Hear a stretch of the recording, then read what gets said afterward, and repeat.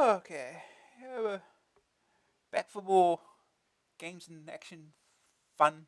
Well, action. Well, it's Amstrad Action. It's still in issue 8. If we're lucky, maybe we'll finish this issue. We've got a few games to get through still, so maybe we can just be quick with some, like this one. But anyway, first game on our list here is Kaiser. Let's get started.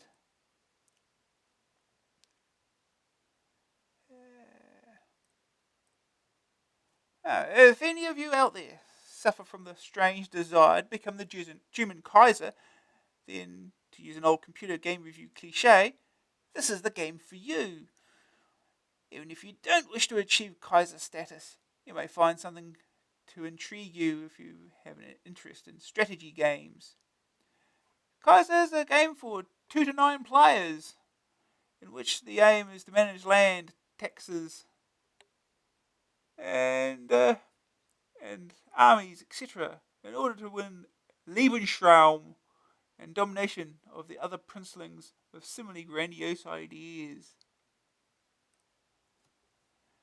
Now, the game starts in the year 1700, so both economies and armies are fairly primitive. Corn and cavalry seem to be the main factors. After players have been assigned suitably Teutonic areas to rule, the first screen of the turn displays details of weather, grain prices, and stocks, the population's food requirements, your land and cash assets. Bearing in mind that you are obliged by treaty to furnish the peasants with a minimum of grain, and possibly more than that to keep the riches alive, you will need to either buy or sell to get the right stocks. Naturally, buying and selling at the right time are essential. As the instructions make clear, you must speculate to accumulate. If you haven't distributed enough grain, you'll find on the next screen statistics that rather more people are dying in your lands than are being born. This is obviously very bad for business. As you will see when you move on to the budget day screen, here you can alter the 3 rates of taxation on offer. You have to find the right balance to maximise revenue. Listening to Nigel Lawson for a few tips on incentives to wealth creation could be useful. At this point, you can also alter the jurisdiction rating, shown on screen by the scales of justice. You can't choose from merciful, fair, hard, and severe.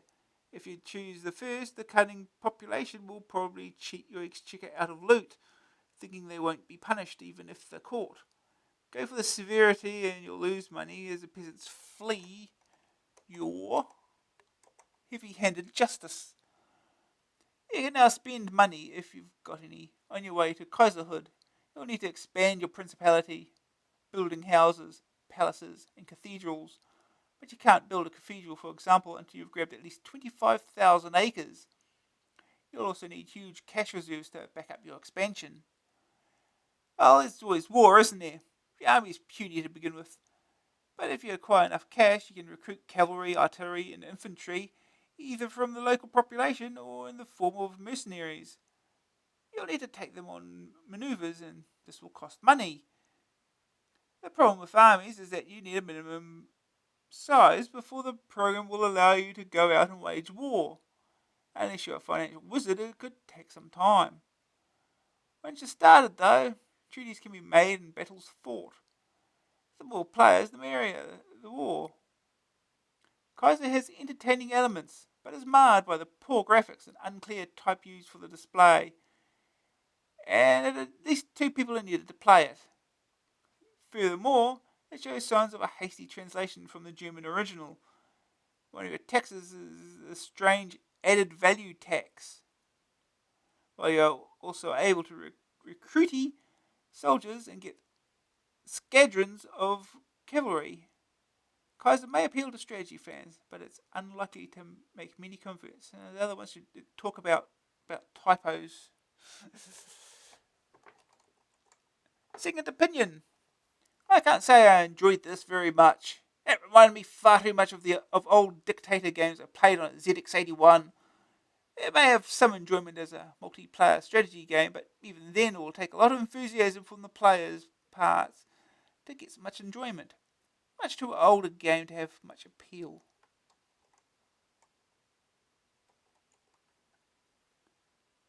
Here's Toot. I think he was already won the game. Third opinion. Quite fun if you've never played one of these grain for the peasants efforts before. Not quite so much fun if you're paying for it, or if you've played any game written in the last 5 years. Good news! Up to 9 players can take part. The scenario is different. Bad news! Weak graphics and sound. Needs at least 2 players. Some rough translation. Essentially an old-fashioned game. Graphics 5, Sonics 5. Grab factor 29, staying power 41, overall rating 37%. Yeah, this game's going to be boring, isn't it? Well, time to have a look at it, I guess.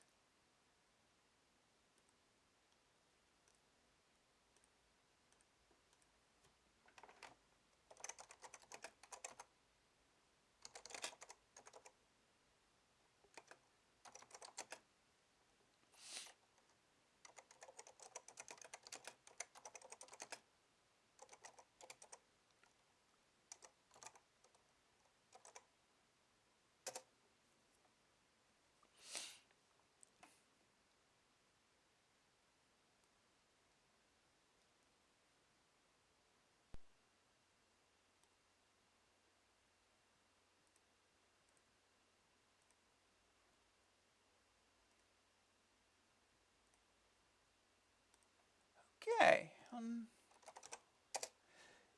get this game out of the way.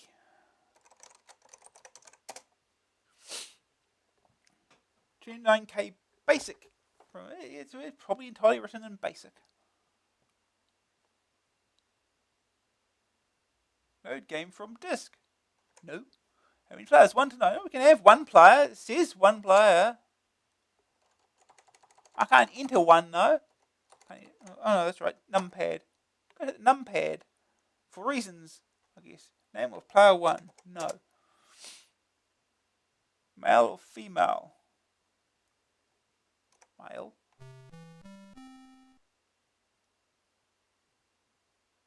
%7 of your corn reserves are rotten. Already. Good to know. So buy corn, buy land, sell land.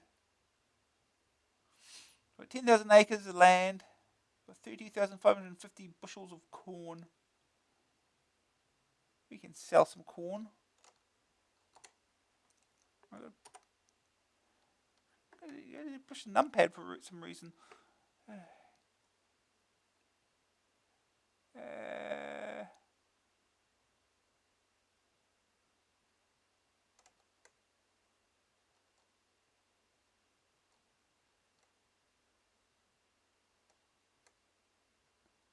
We'll go for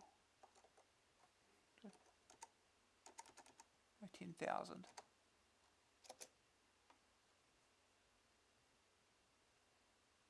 And continue. 5. Oh, we can use up and down to move the little cursor thing, I guess. I suppose it's something. Okay. You have to give between 20% and 80% of your reserves to your people.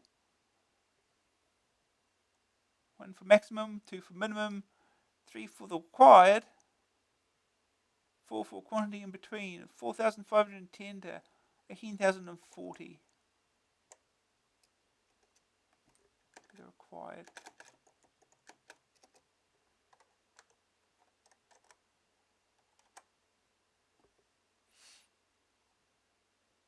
Six inhabitants were born this year. 55 inhabitants died this year. The enemy's wages amounted to 60 taber. I presume that's how it's pronounced. I don't know. 49 immigrants came this year. Public revenue 304. Duty 25%. Added value tax.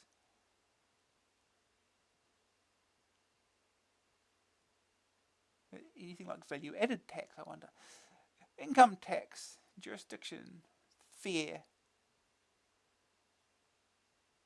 Jurisdiction should be fair. We'll leave it at that for now.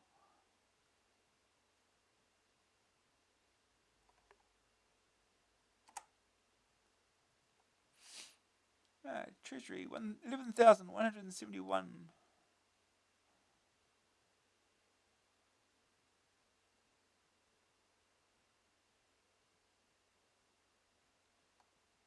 We get an army.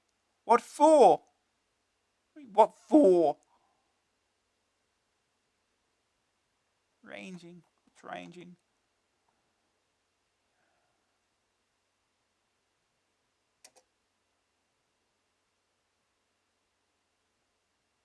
Map. You get a map. 1701. Good.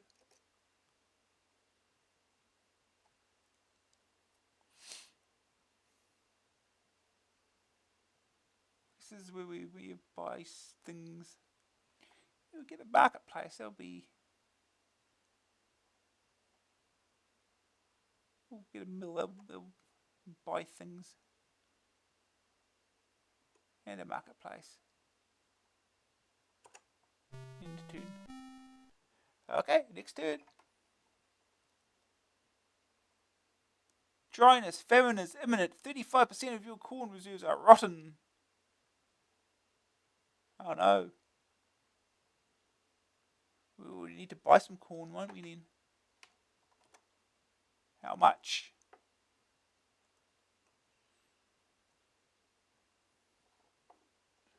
We'll buy 10. By the 10,000 that we sold last turn.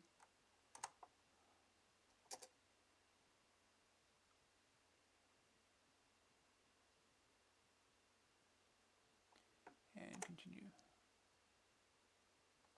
You have to give between 20 and 80% of your reserves to your people. Free for the required.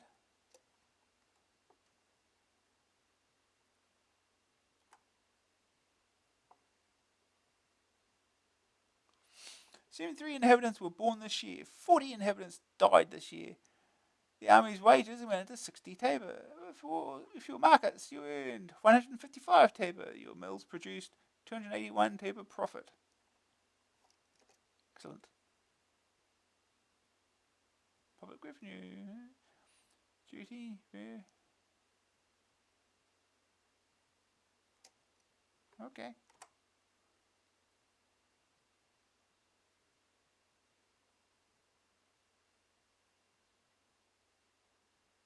Palace. Yeah. We'll just continue on. Boom. 27% of your corn reserves are rotten. Good river, rich crop. Good. We've got 18,000. We need 12,000. I don't think we need to.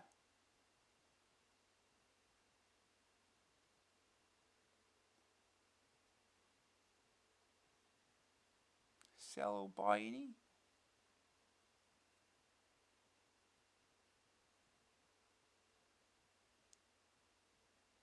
Buy some land. How many acres?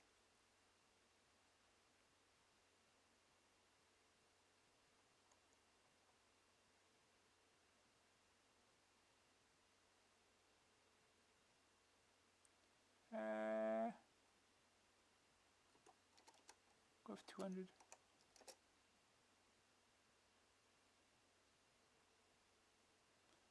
And continue. You have to give between. Give some to the people. We do the required. 96 inhabitants were born this year. 52 inhabitants died this year. His wages amount to 60.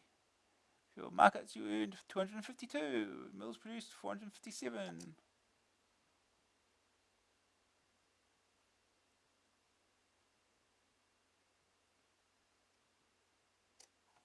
Seems good enough. 7,219 left.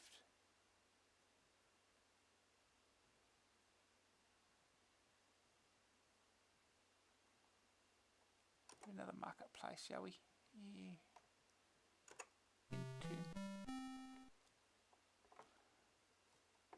This is exciting gameplay. Oh, plenty of great weather, record crop. We can sell a hell of a lot now.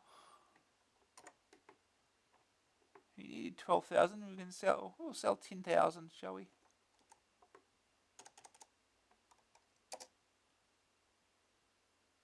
Well, it's pretty cheap, it would seem.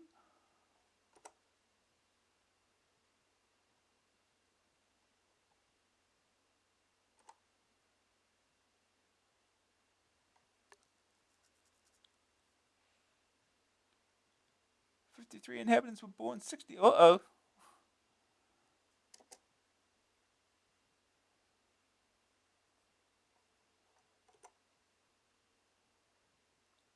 We're making a profit, so it's something. What's our map looking at like now? 1704.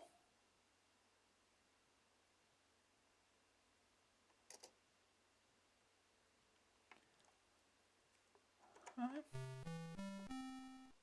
Boom, boom, boom, boom.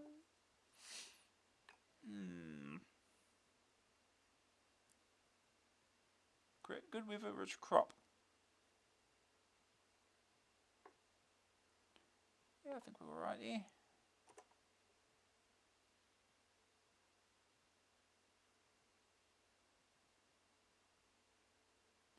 ID required. Did anyone ever was born? 80 died. Oh no.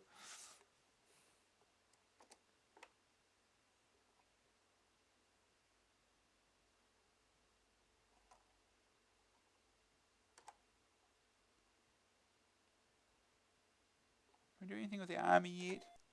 What for? Guess not.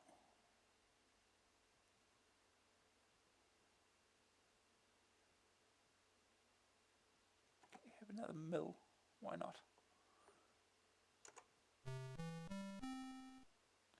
Great, we have a record crop. Good.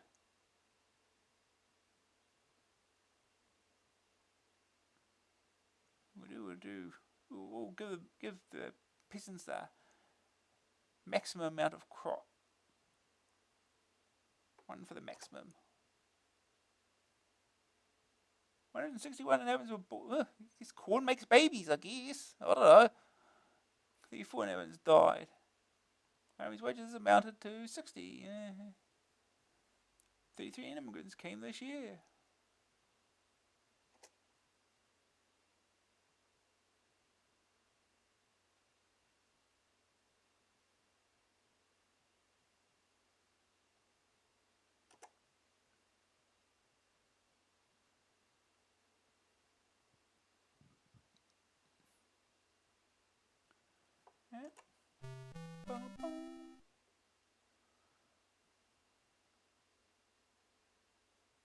Dryness, famine is imminent. Oh no. Have to buy some corn. How much? It's expensive because of course it is. Need 46.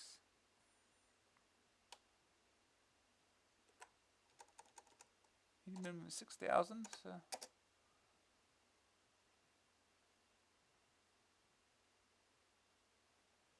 Continue.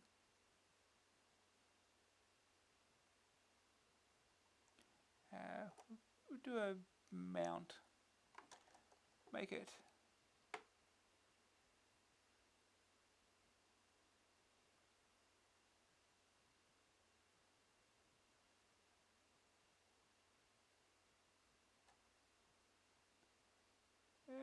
Make it 10,000.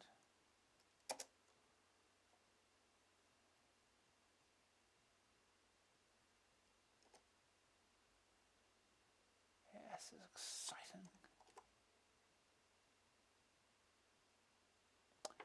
I think we get the idea of this game. It's just be nice if we get into the army, but What for? So that would probably take time. So you get the idea. It's a turn-based thing. Oh, we'll just move on to the next game. So it's going to be just as exciting.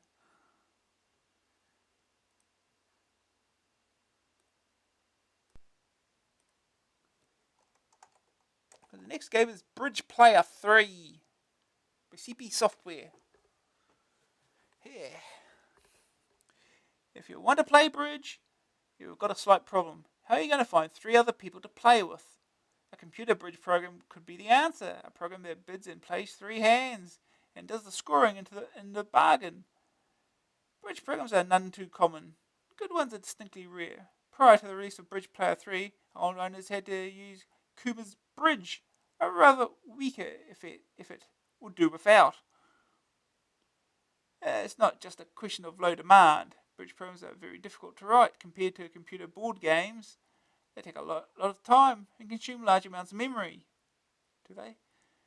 Bridge Player 3 weighs in at around the 40k mark, making it the same sort of size as Cyrus 2 or Colossus Chess.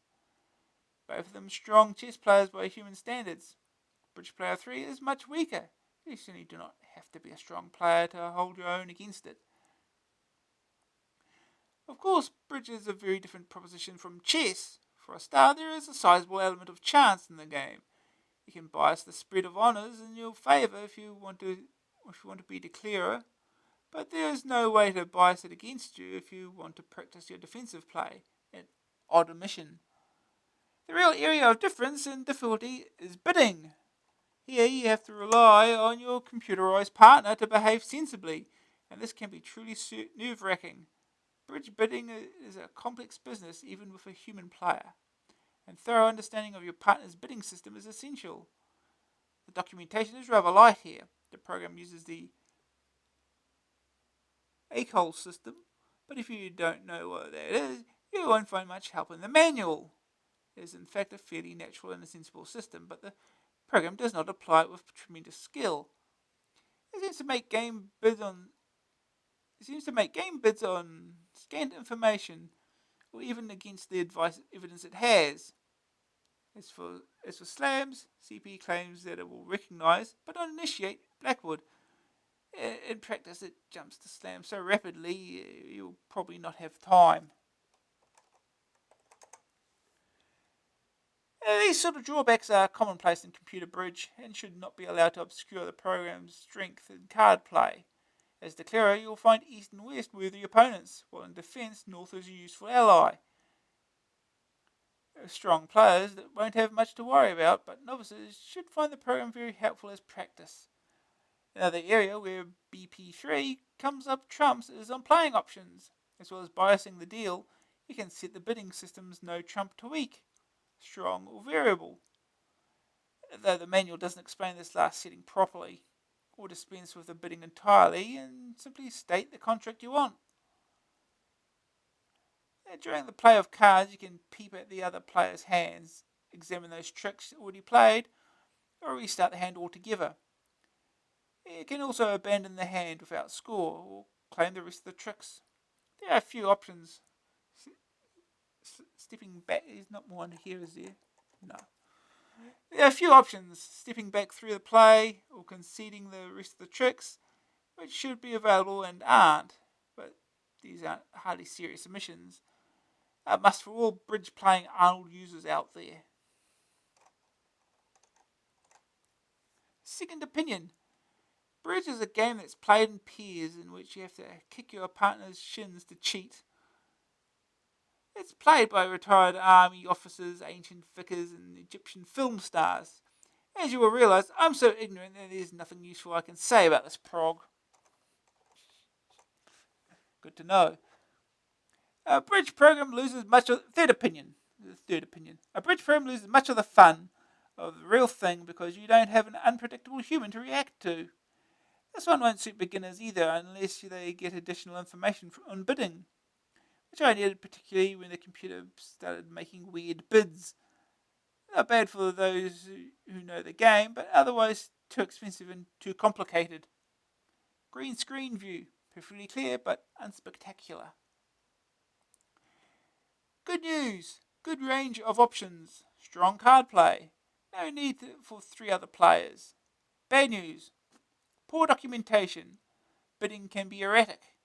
No good if you don't play bridge. A trifle on the expensive side. Graphics 10. Sonics 2. Grab factor 53. Staying power 62. Overall rating 58%. So it's got slightly better graphics than Kaiser, but worse sound. Good to know.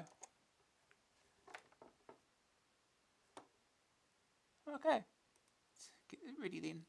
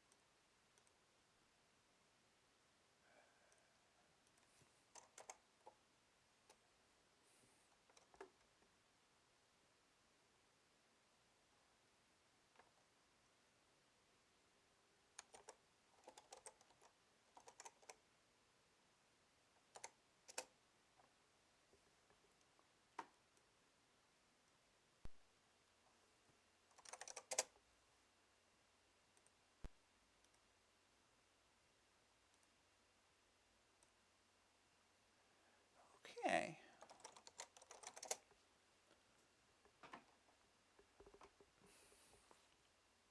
Bridge Pro, look at that loading screen. Loading. Fancy.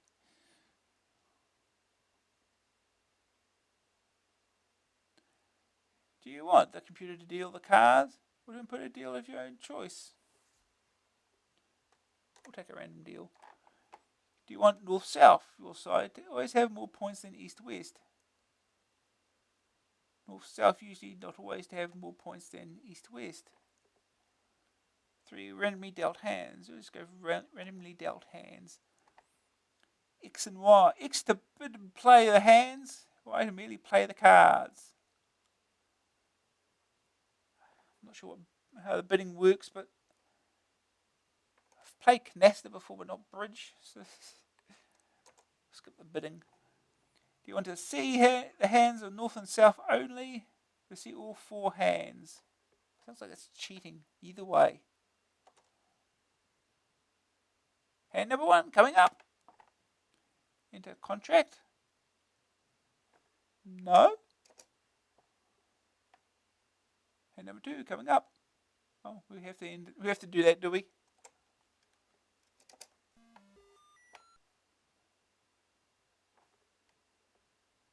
So yes is not a good sounds.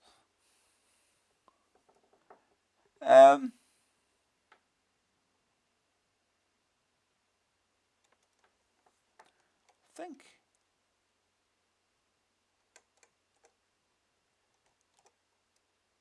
that works.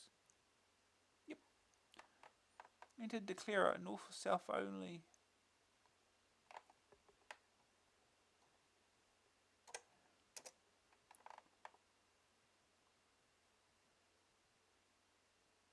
South's card.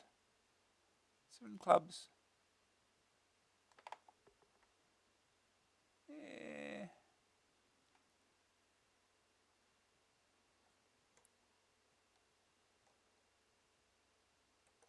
I'll put the 5 out. I'm sure someone else has got better card than that. North's card. Have to play for North as well, apparently. Yeah, I thought as much.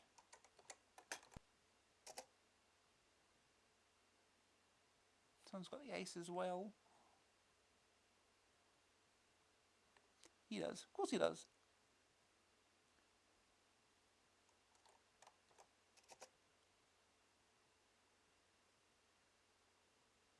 Don't have a choice there. Does it for me? Good.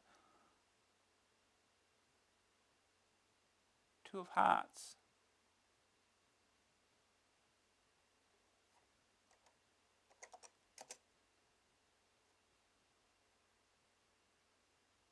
Oh wow, they must have a lot of those.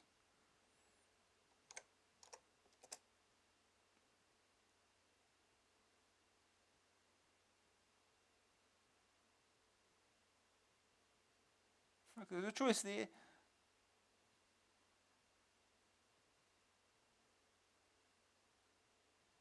Ooh. Oops.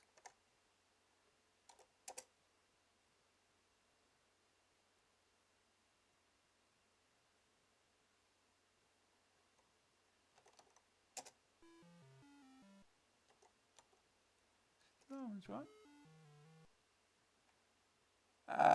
That should work.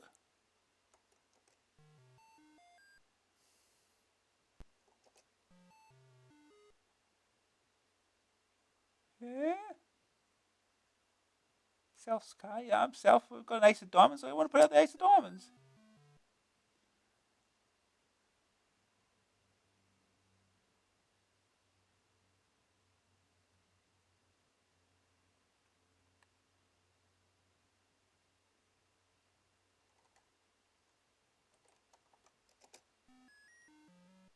What? I have no idea what I'm doing wrong now.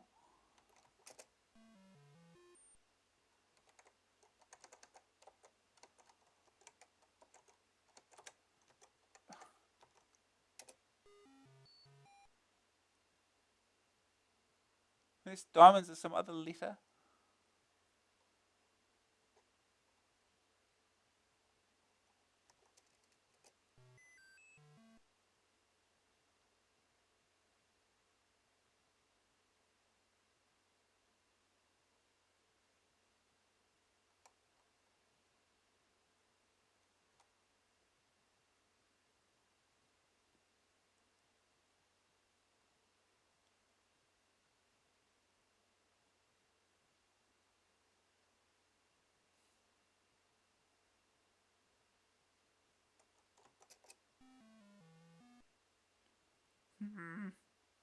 I have no idea what's wrong now.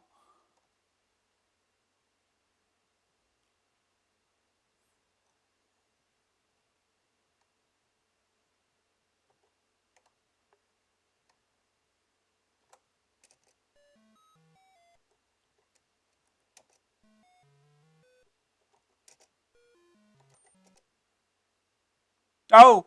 We do it the other way around? What? That made no sense.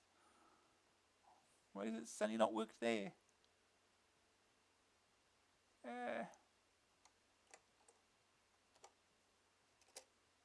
That worked that way. It's being weird.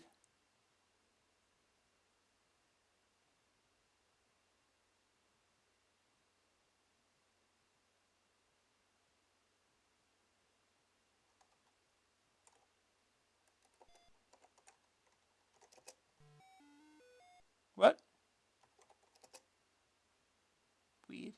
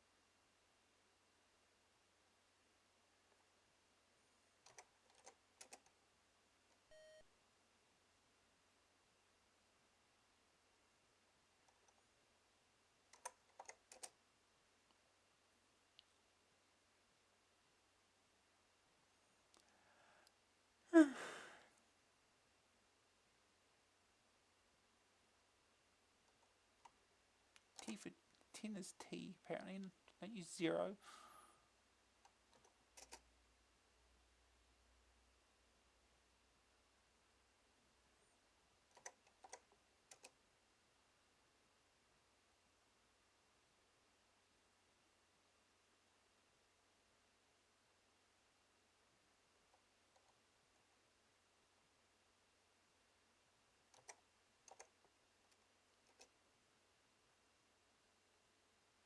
Yep, should have seen that coming.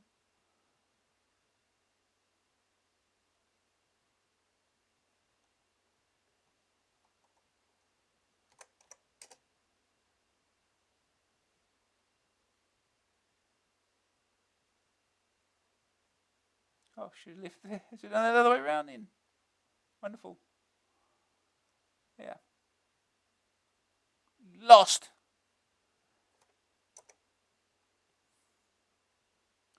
We'll do one more hand. Do one more hand. Just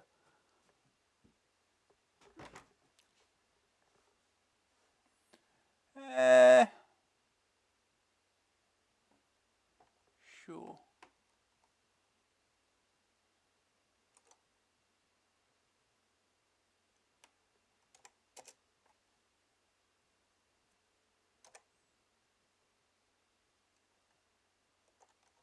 I'll be a bit clearer this time, I guess.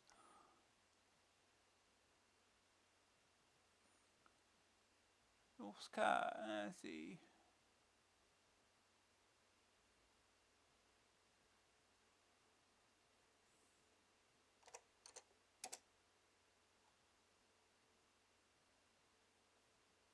Well, good start.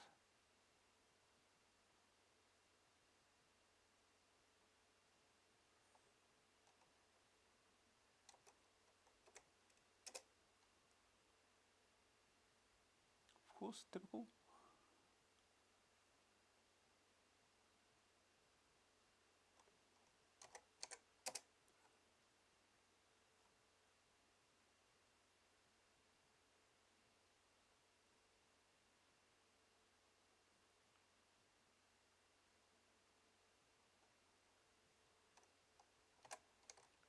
So the other guy's got the ace.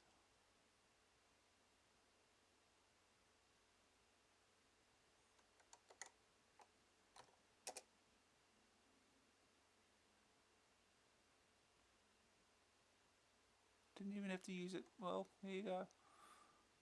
There it is. Oops. No. Yeah, close enough, it says. Close enough.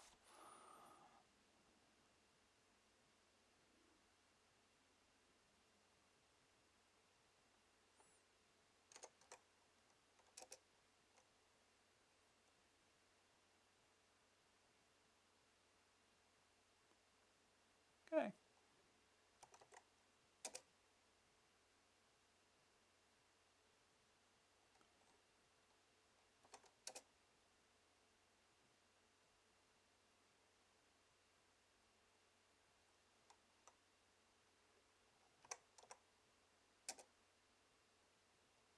Of course.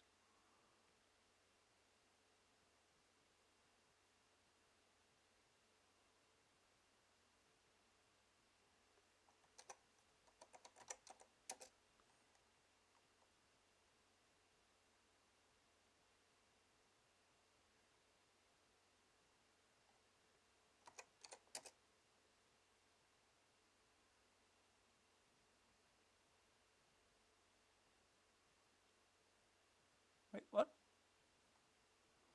Okay.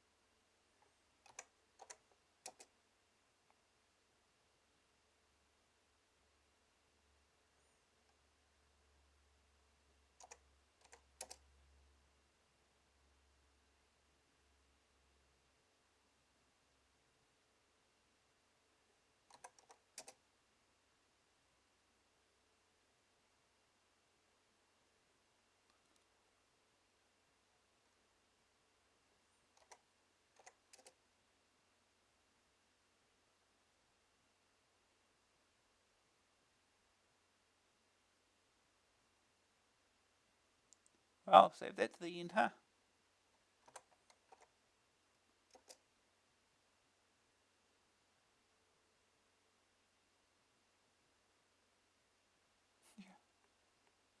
Yep. Oh, got asses kicked again.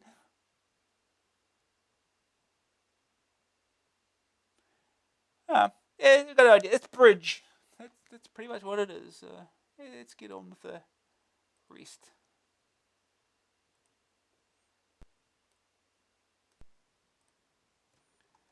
So, our next game is Panzadrome.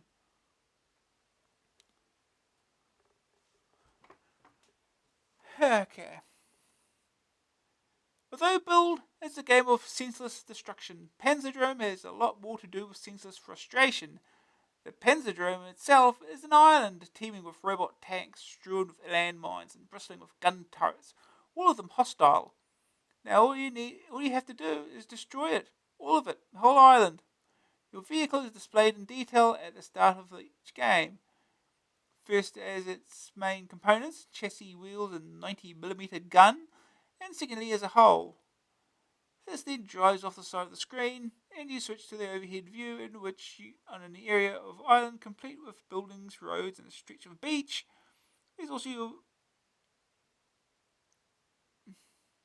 think we're missing something here. You switch to the overhead view in which the on an area of island complete with buildings, roads and a stretch of beach. Yeah, that makes perfect sense. There's also your vehicle, small, blue, and nothing like the pre-game diagram, and the enemy in the form of prowling robot tanks. And you have to blast your way through the opposition in search of factories to equip your vehicle with more exciting weaponry. The opposition come in three main types. The easiest are the standard tanks, whose guns, like your 80mm, need a clear line of fire and several hits to kill anything. The more deadly are the water tanks, which can lob their bombs over intervening buildings to hit you. Worst of all, but thankfully stationary, are the mega turrets. These bombard you in mortar fashion and can only be destroyed by repeated shots at point blank range. All of these will deplete your armour, and once that is destroyed, will start to damage your vehicle's systems. Mines, on the other hand, will cause systems damage immediately. They are triggered by your driving over them, and in tight spots can be hard to avoid, where still they are visible only on the separate mine scanner display. As you'd expect, mines usually aren't visible. The only way to clear them is to re-equip with mine-proof caterpillar tracks, and for that you have to find the appropriate factory. This will add up to a straightforward mine-dodging shoot-em-up, but for one problem, craters. Every time you destroy an enemy tank, every time a water tank or mega turret scores a near miss, you are left with a crater. These craters are permanent and seriously obstructive. You cannot drive or fire shells over them. If a narrow passage has only one crater, it becomes impassable. Indiscriminate fire can easily leave you blocked in and forced to abort the game, so great care is needed. The solution is once again to re-equip, this time with polycrete module. Polycrete is a type of quick-setting cement ideally suited for filling in craters. As luck would have it, of course, the problem is finding the factory. The graphics on all this are colourful but extremely unrealistic. The tanks in particular are small and very untank-like. The sound is very weak. The only useful effect being the blip blip noise made by the incoming mortar bombs. The gameplay then has to carry the game, and in its early stages it looks quite promising. There's an enormous amount of frustration involved at first, boxing yourself in with your own shell creators, or getting wrecked by sitting in the turret's firing line. Once you're equipped properly, though, most of this ceases to apply. The later game is quite dull and not really worth the effort of getting that far. The Panzadrome isn't that large either. There are 64 screens, but many of those serve no particular purpose. What you really need is some sort of reward for your effort and patience.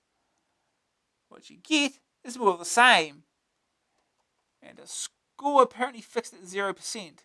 Is frustration really all you want in the game? Second opinion. Initially quite intriguing, but it rapidly palled. The graphics are too abstract to be very pleasurable, and the gameplay soon becomes confusing and frustrating.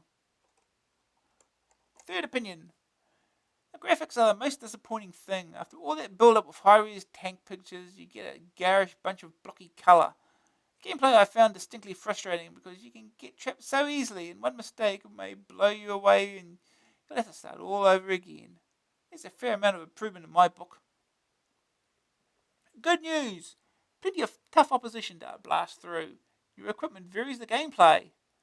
Bad news! Very frustrating. Poor graphics. Lengthy, irrelevant start sequences. Green screen view. Very hard to tell what is what and what's going on. Graphics 49, Sonics 19, grab factor 58, staying power 55, overall rating 53%. Well, at least we've got an action game, I suppose, for a change. So let's go get us set up then.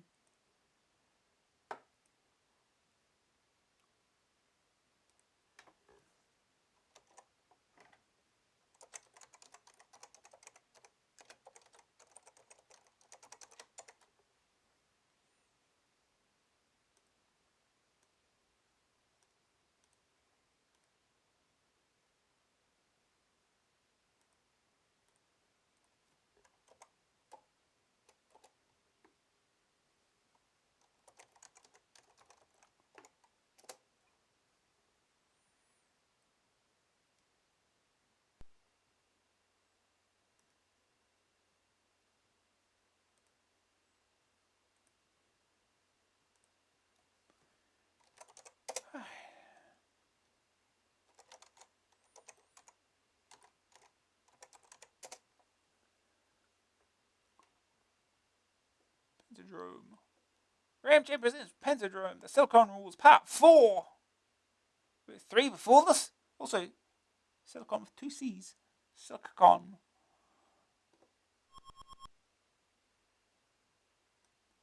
Oh, yeah. Here's your tank, apparently. That's what it looks like.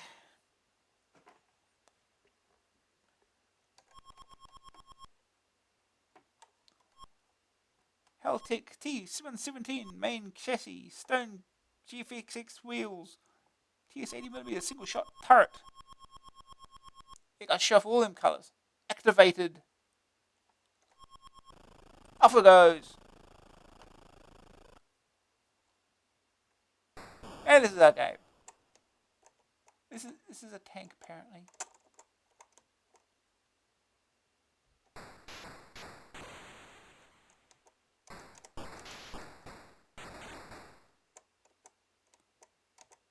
Yeah, it's a crater. We can't go through that.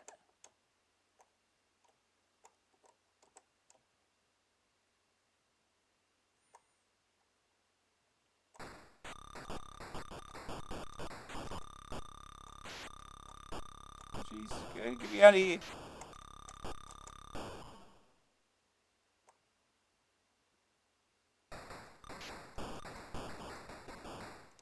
You can't even shoot through craters for reasons.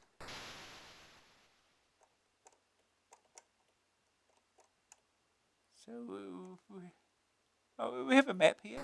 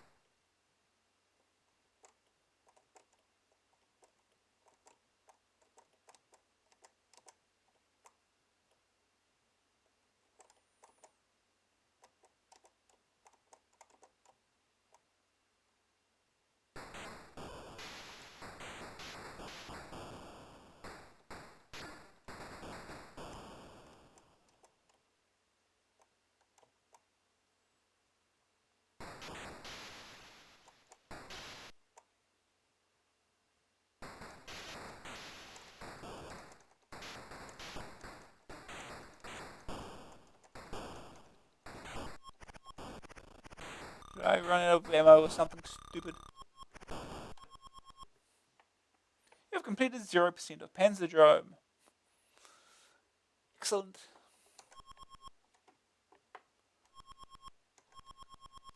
Try it again. Can't skip this, apparently.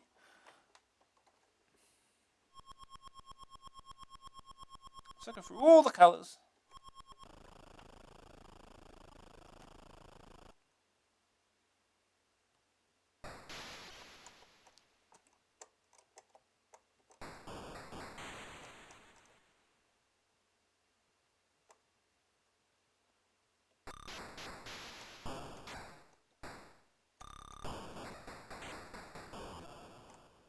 Well, I think I'm trapped already. Can't go in the water. Tanks don't do that. Oh, yep. Well, this Q quits. Thank God for that. Try again. Haltech T-17 main chassis.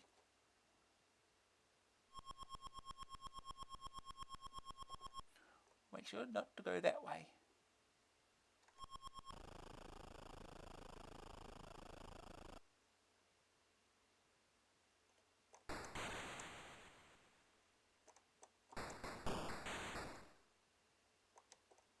Well.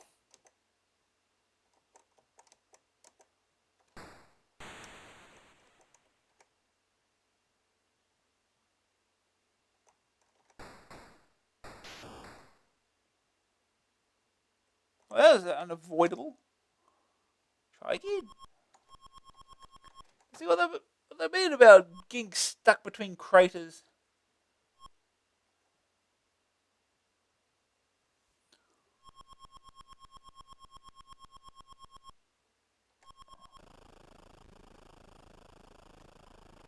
Oh, jeez. Well, we go through this again if we go back in, huh?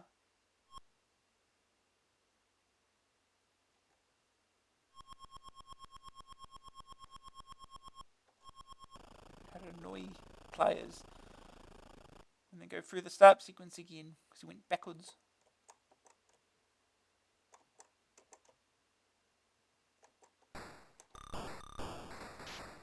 Well, I did it again. Well, just restart again. So just restart again.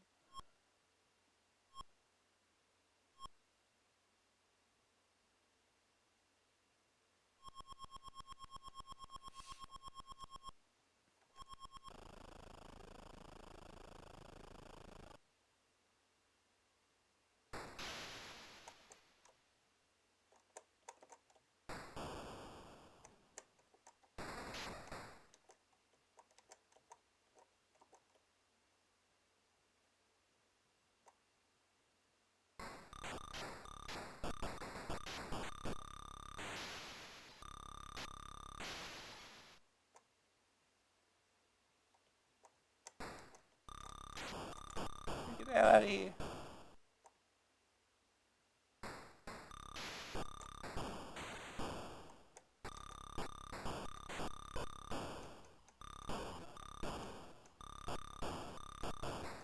Well, I'm going to get far shooting that thing. Still completed 0% of Panzadrome.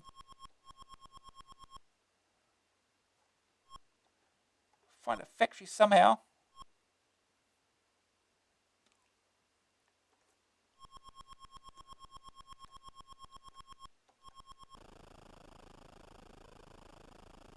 Oh,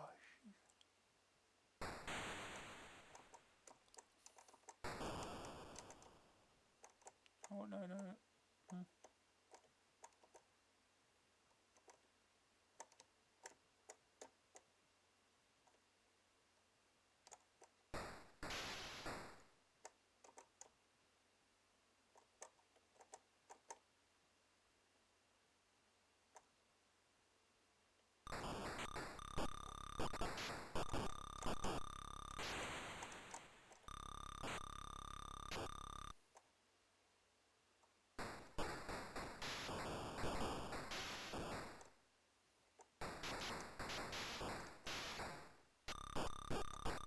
Jeez, where do you come from?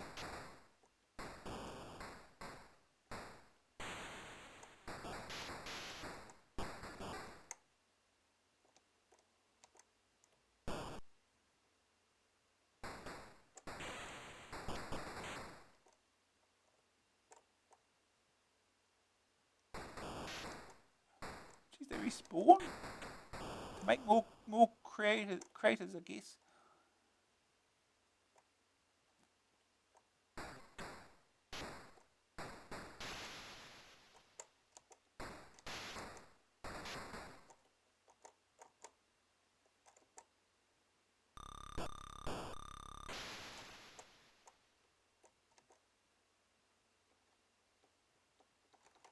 I've got no weapons again.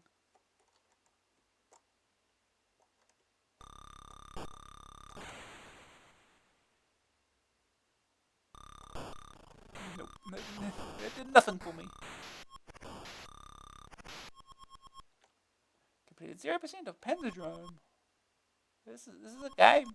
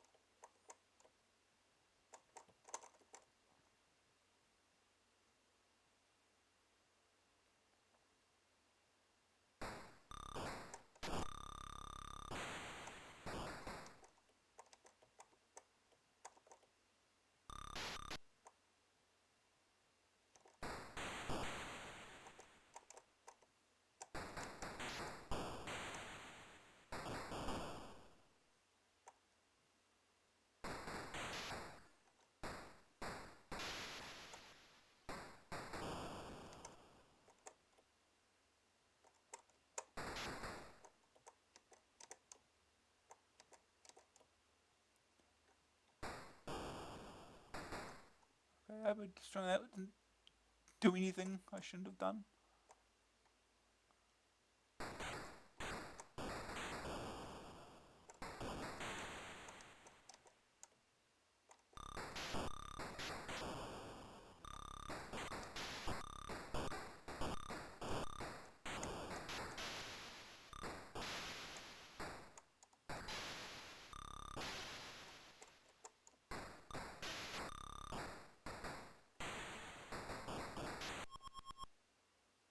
Okay, that's a factory, I guess.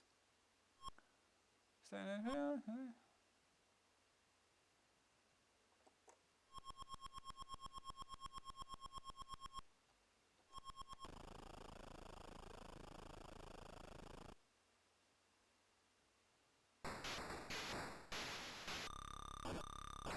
I'm trapped in here because there's craters.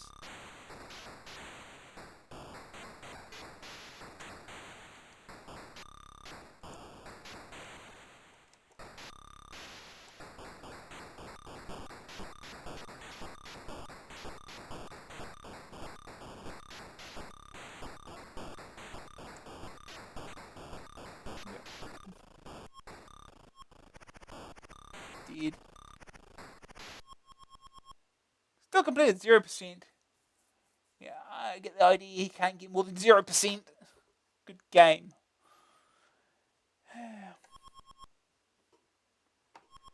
Okay, I think we get the idea. It's we found a factory. It's enough, I think, for now.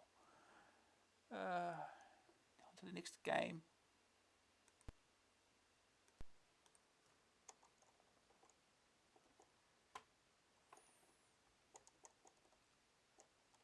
Shadow Fire.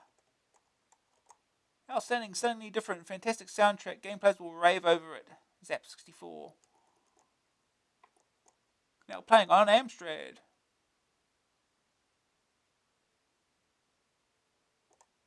Next game is Frankie Goes to Hollywood.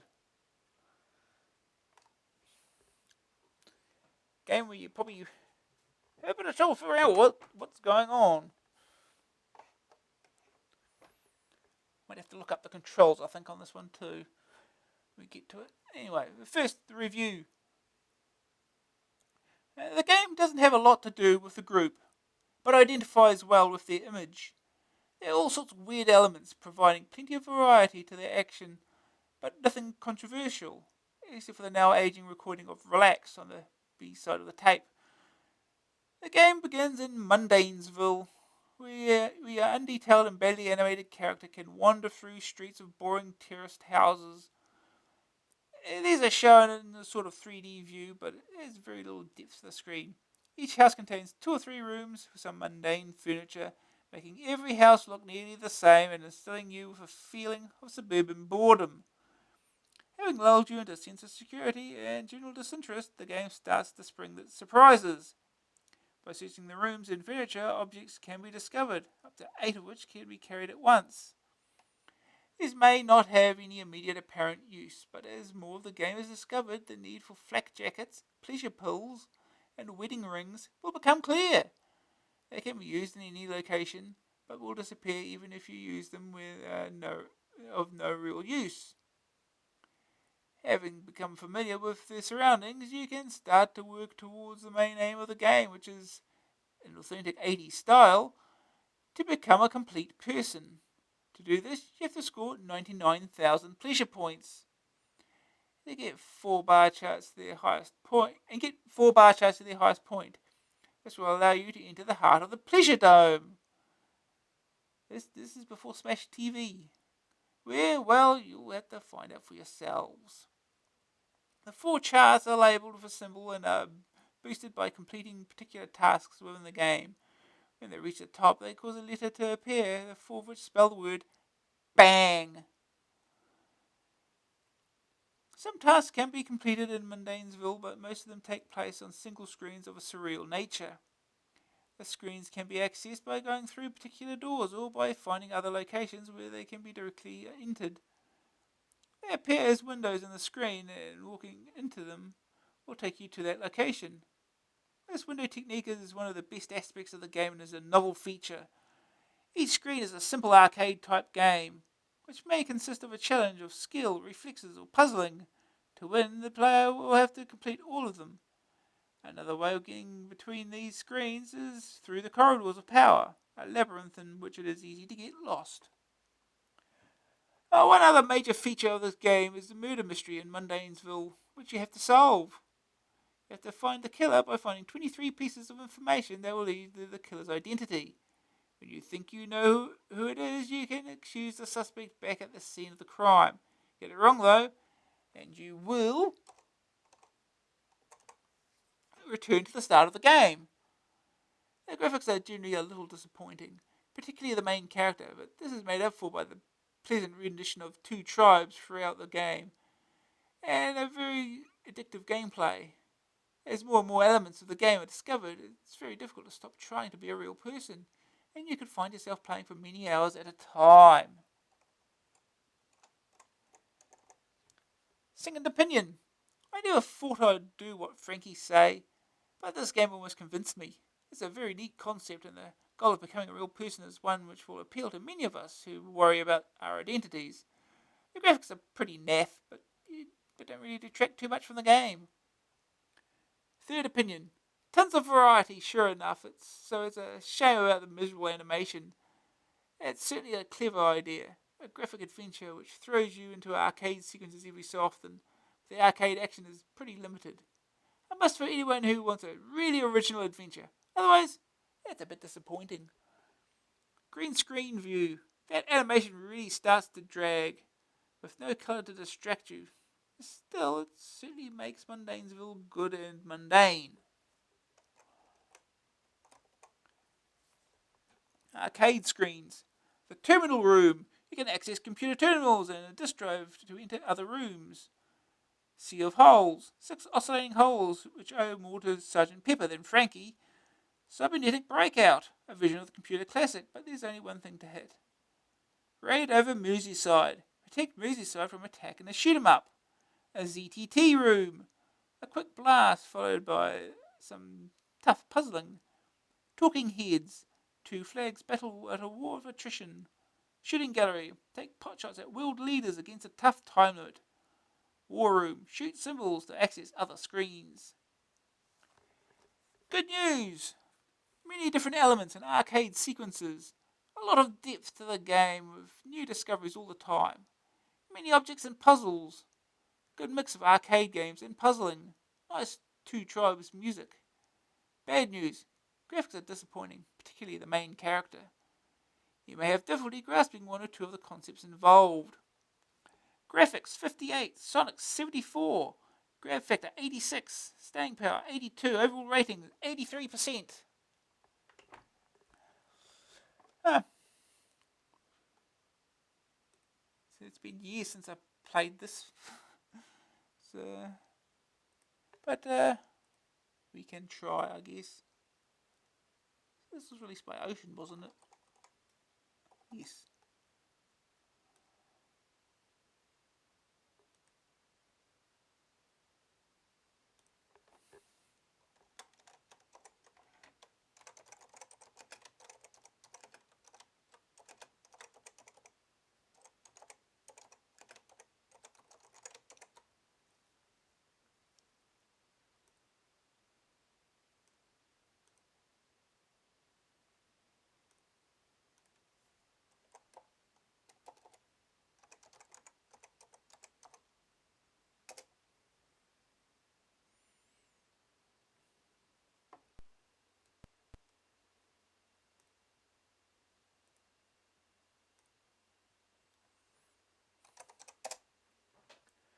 Okay.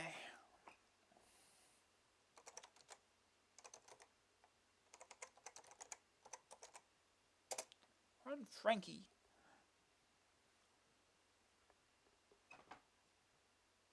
Frankie, the computer game.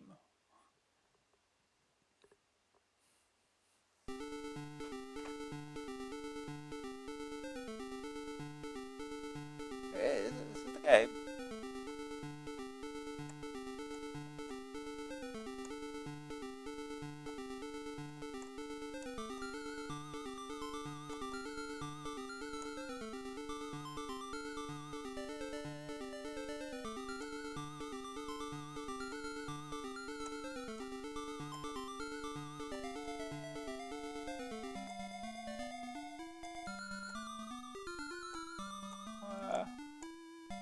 Frankie say you have zilch pressure units and you're 1% a real person.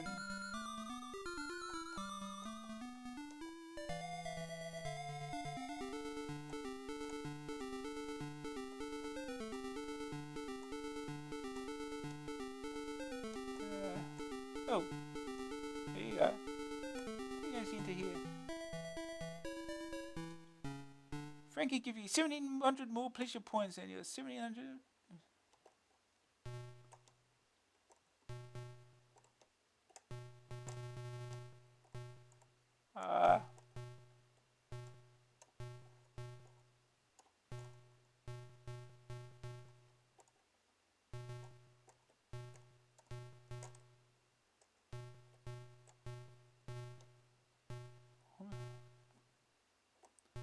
So is the goal to get the thing up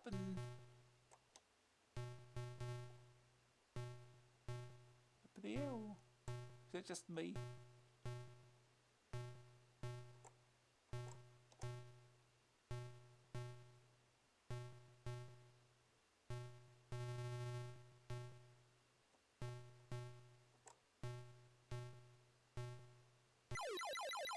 Guess so.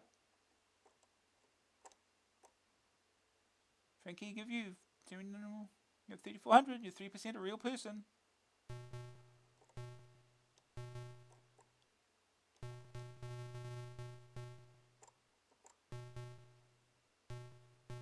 Oh, that was close.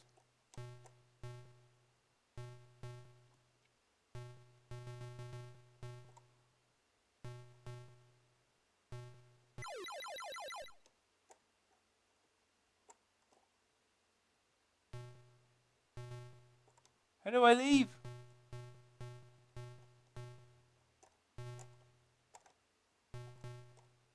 Or is it just when time runs out? Oh, it's not. Okay, whatever.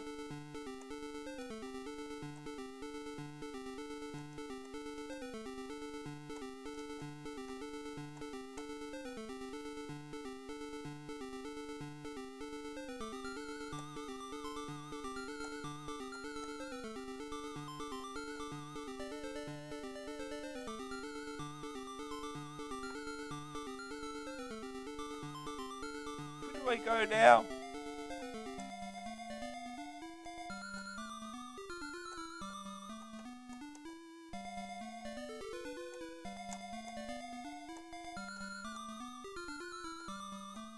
Nothing.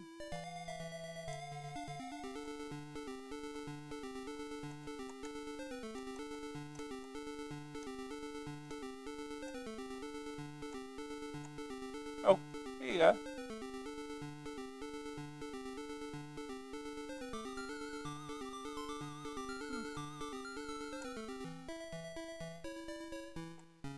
Frankie, give you 700 more pleasure points and you have 1,100 and you're 4% a real person.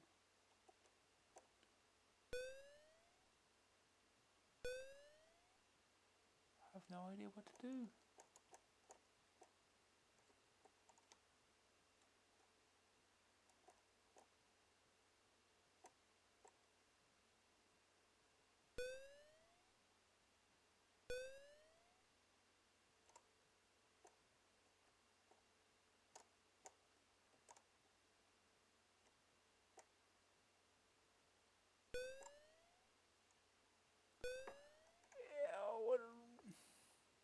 I don't know what you're supposed to do here. What the point of this is?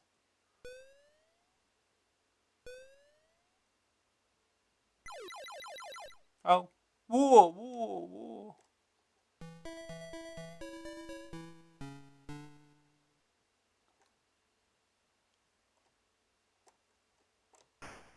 Ow.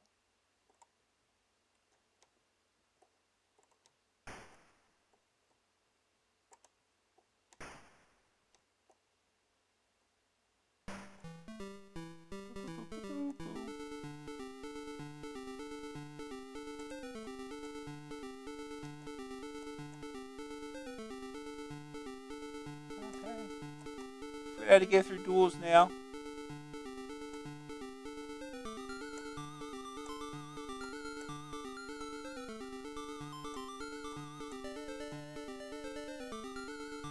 That's what we're just doing.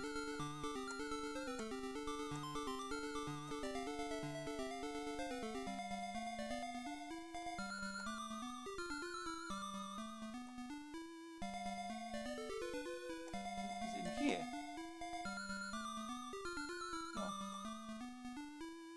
That's where we started, isn't it? It's in here.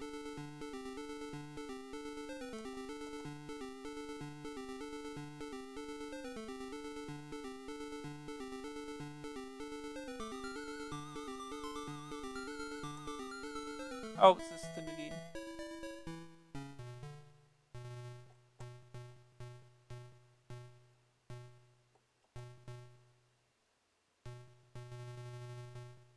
Ow.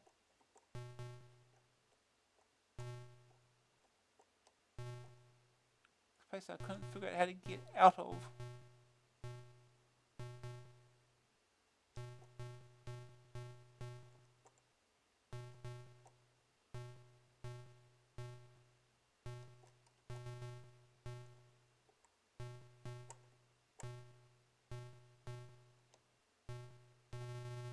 Ow.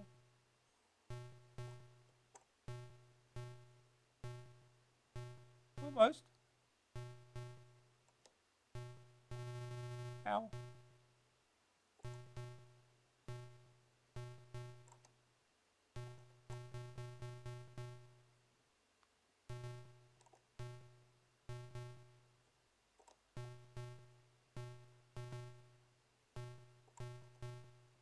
Come on.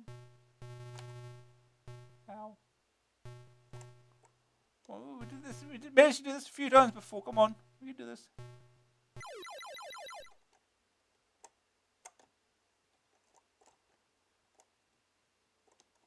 How do I get out though? It opens a thing and I have no idea how to enter it.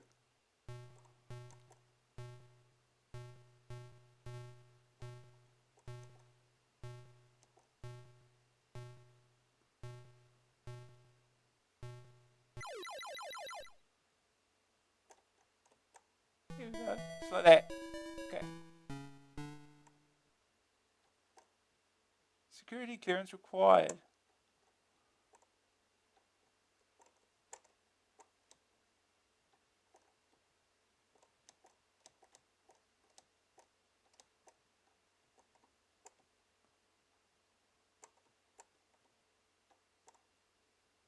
Place floppy disk and drive. Frankie will give you 1,200 more pleasure units. Oh, I don't want to go back down. Ooh,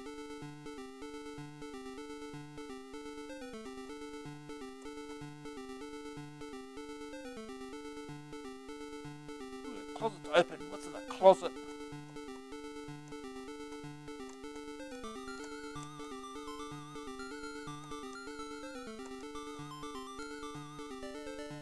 Have a flak jacket. Hey, we've got an item. 10,100. 7% a real person.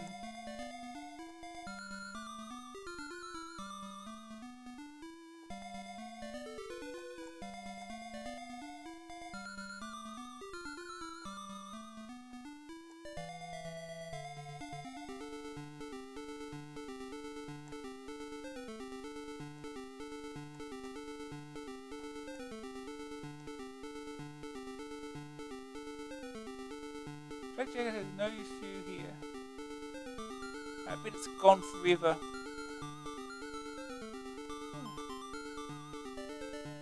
VHS cassette. Yep, it's gone forever.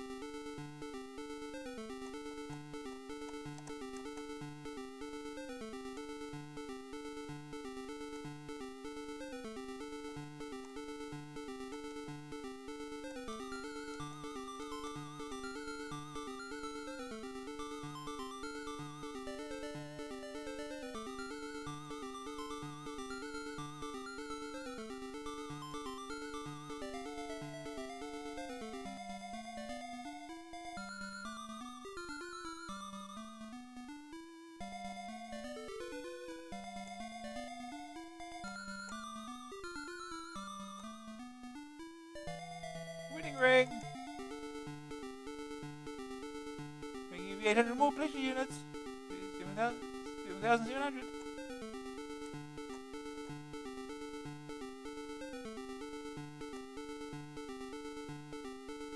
Pleasure will be doubled. 3,300 more pleasure units. 12% a real person.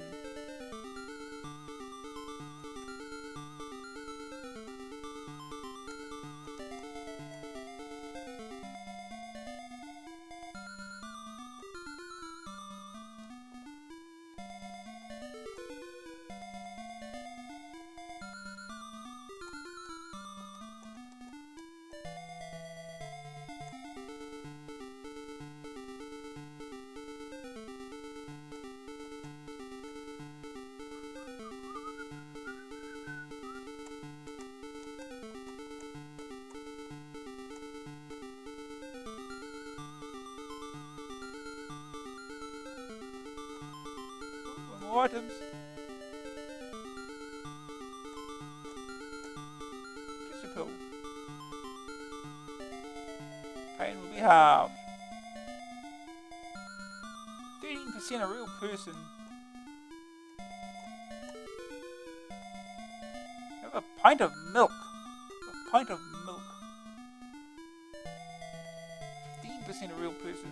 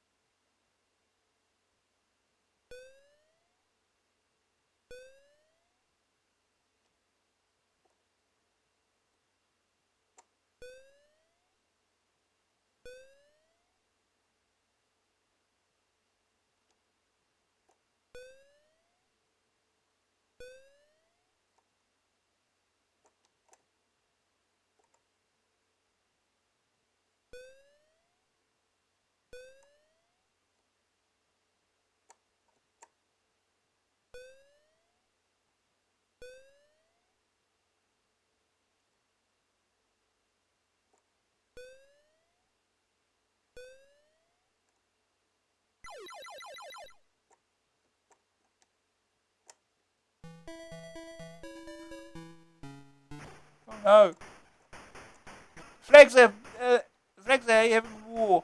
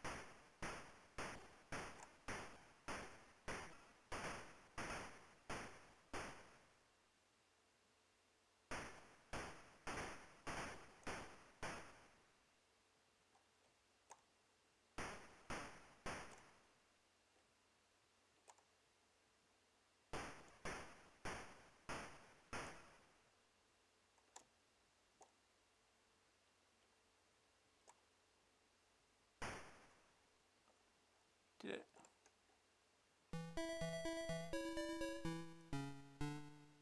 19,600.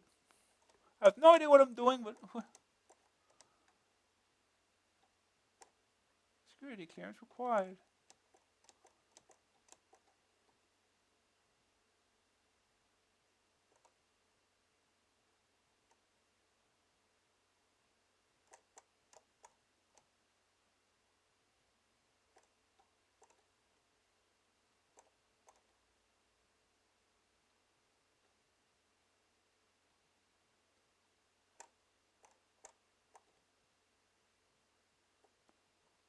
And down we go again.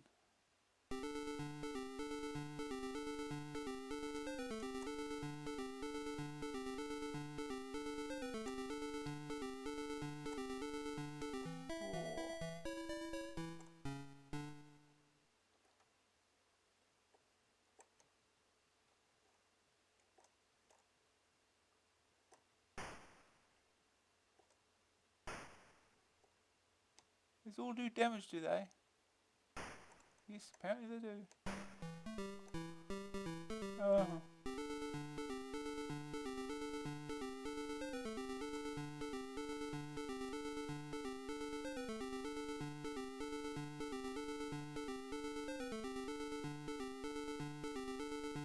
Fish! You have a fish! Excellent.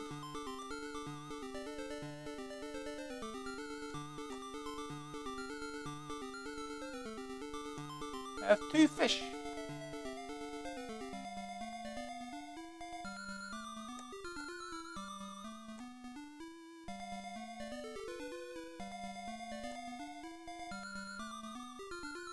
Pain will be halved.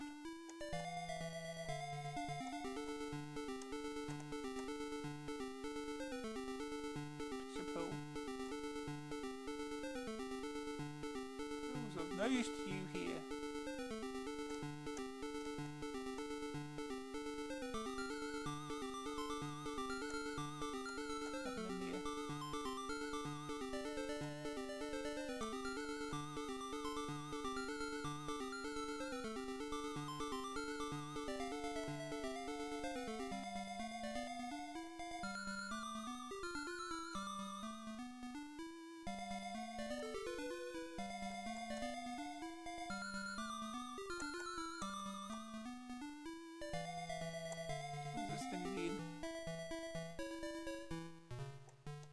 Moved it.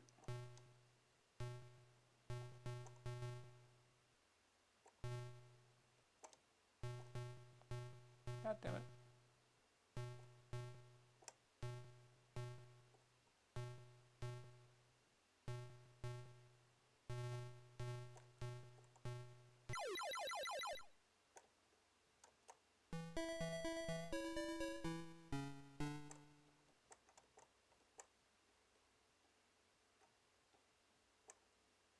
floppy disk and drive.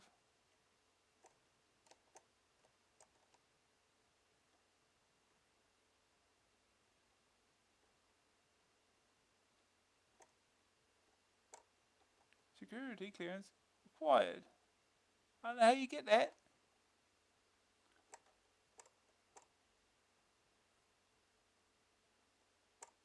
No.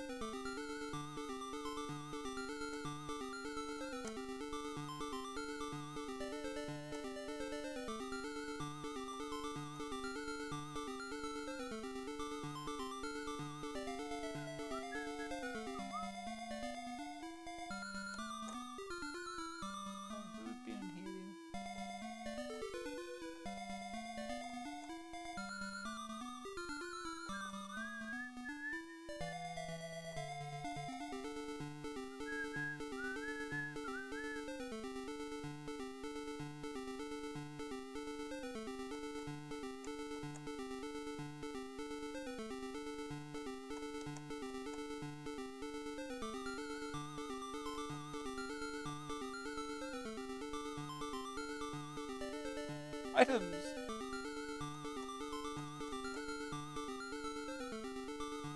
Ring was of no use to you here.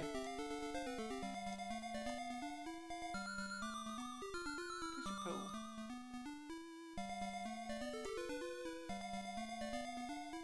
Ring gives you 800 more pleasure units. 22,900. 23% a real person.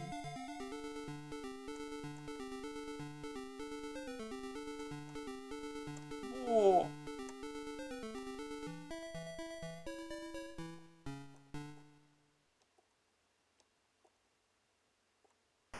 Ow. Avoid all these, don't we? Right. This seems to be the idea.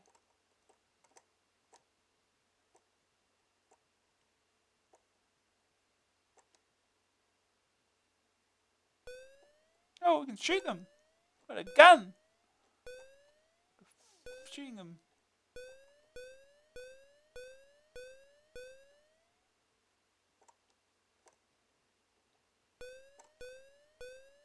Oh, you shoot upwards even.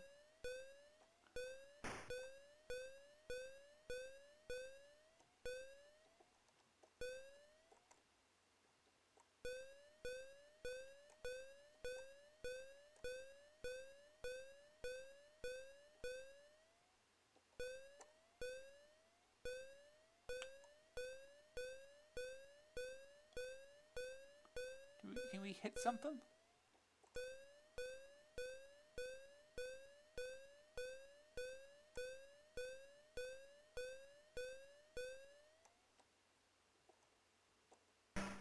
No.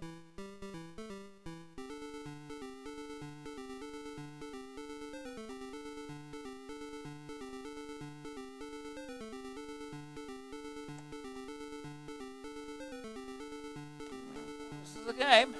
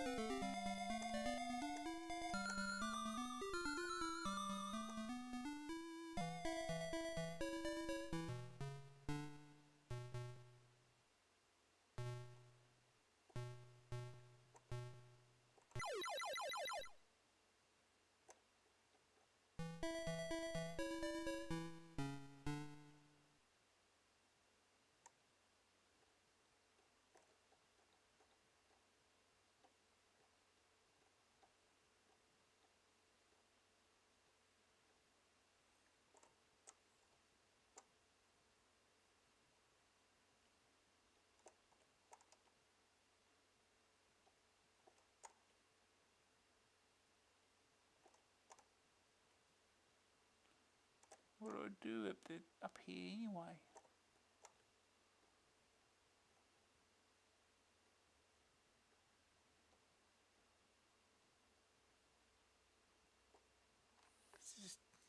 head back out again.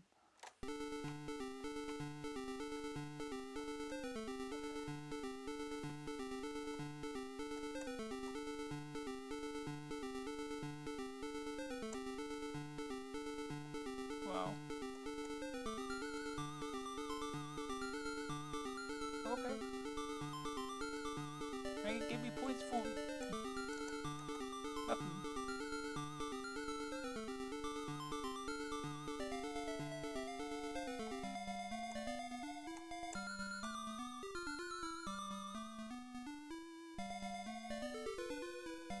It's a floppy disk.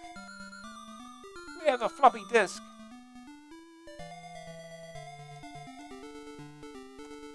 I don't have any more inventory items.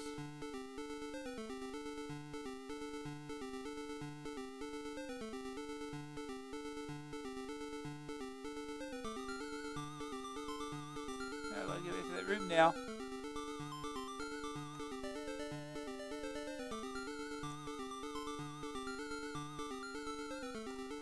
Here we go.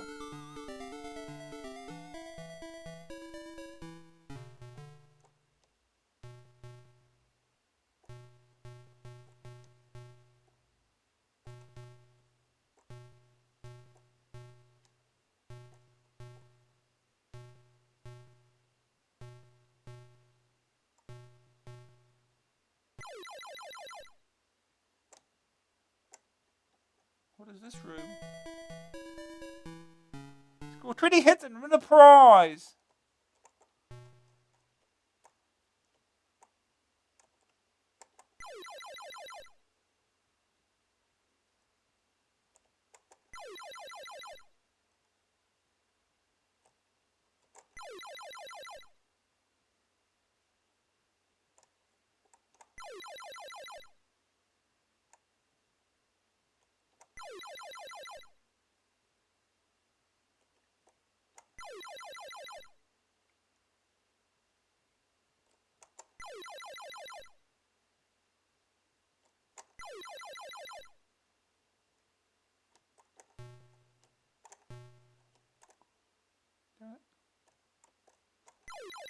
I'm not gonna get 20, am I?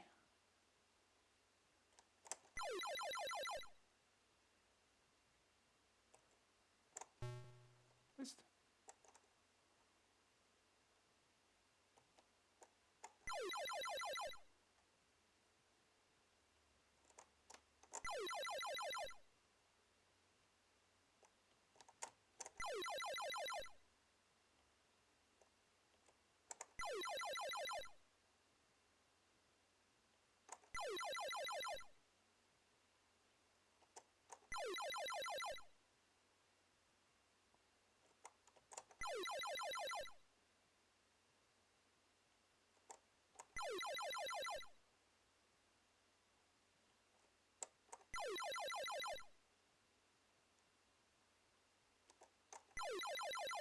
So 20. This is a prize.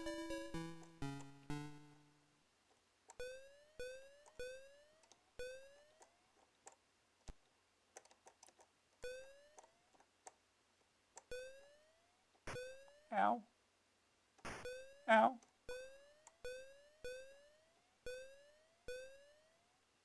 Ow.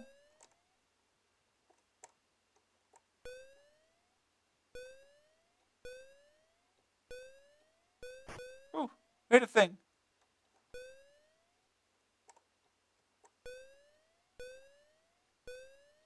Oh, that was a...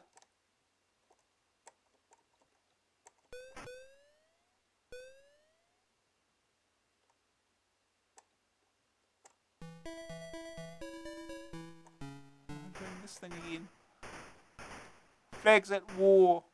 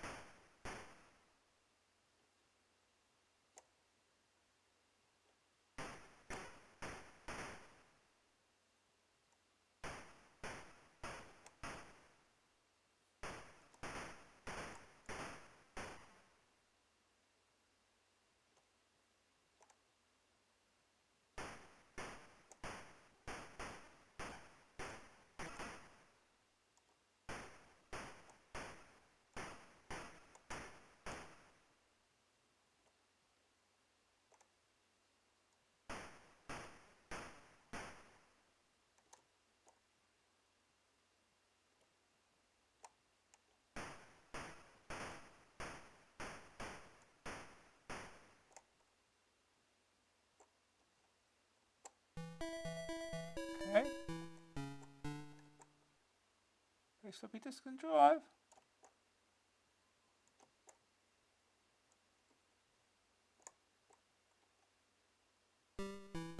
Read error disk corrupted. Boo!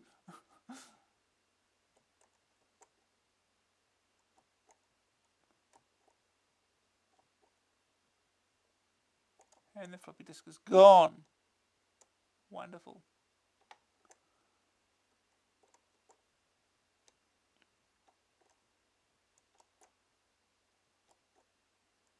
Is a fish considered clearance? A fish was of no use to you here. Of course it wasn't.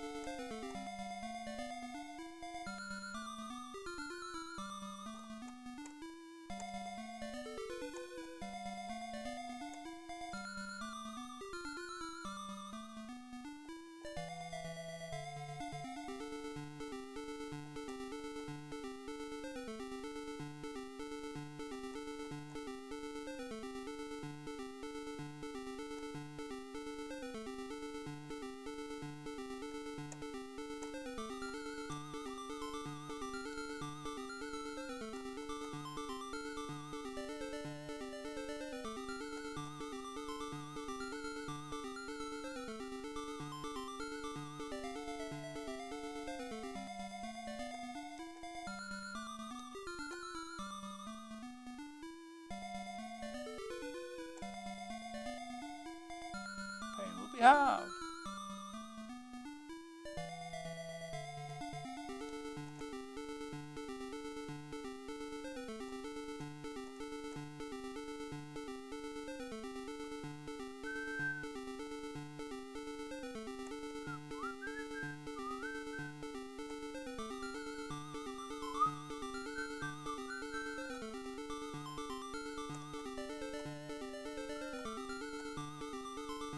I can't go through this door. No.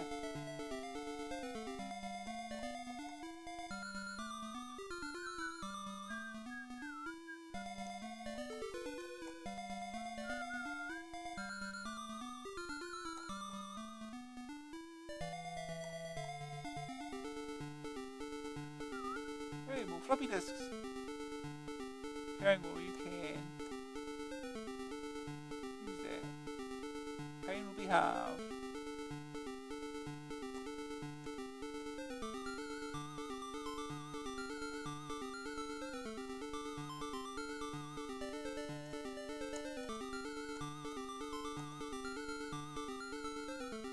Suppose of no use to you here. That's right, room for another floppy disk. Okay, we've got 2 floppy disks.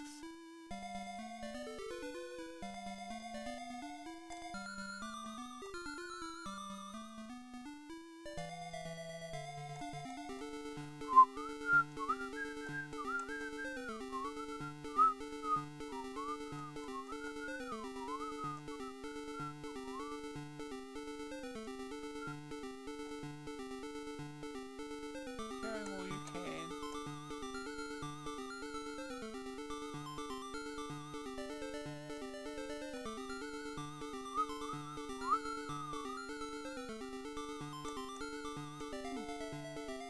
Into the war room we go.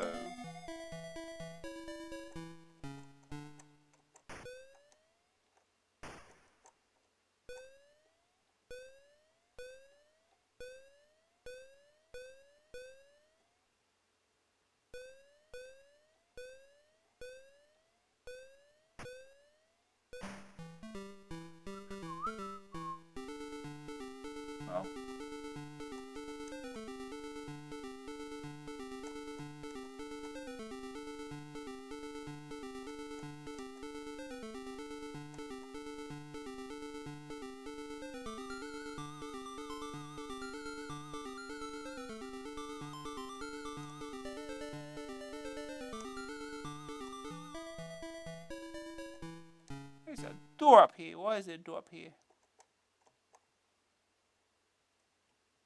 Oh no. Game's turned dungeon crawler.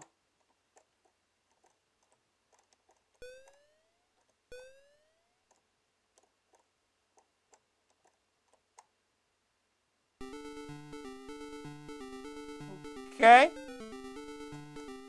That did not make much sense.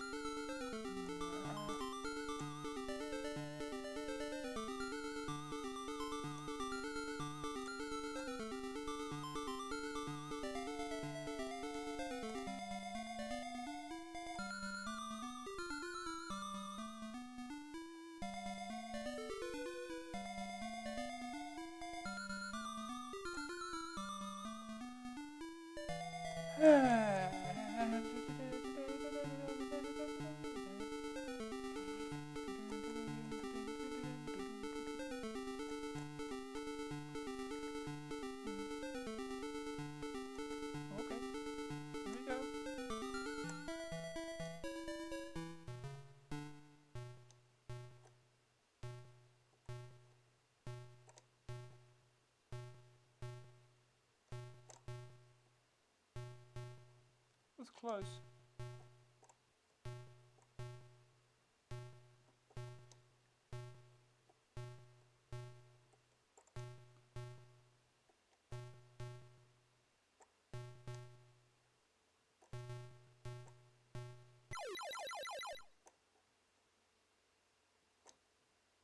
No, no, missed it. Ow.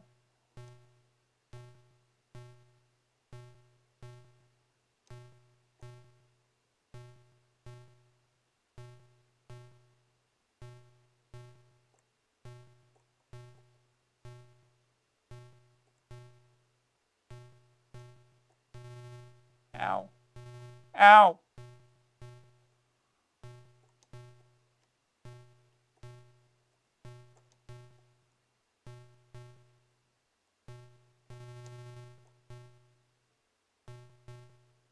Really? It didn't go in?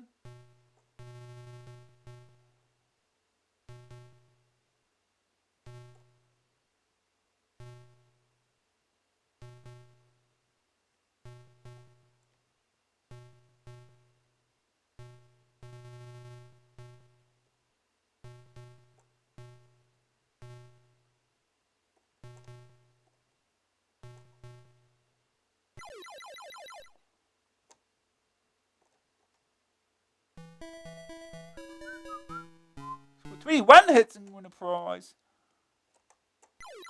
You only barely got 20 last time.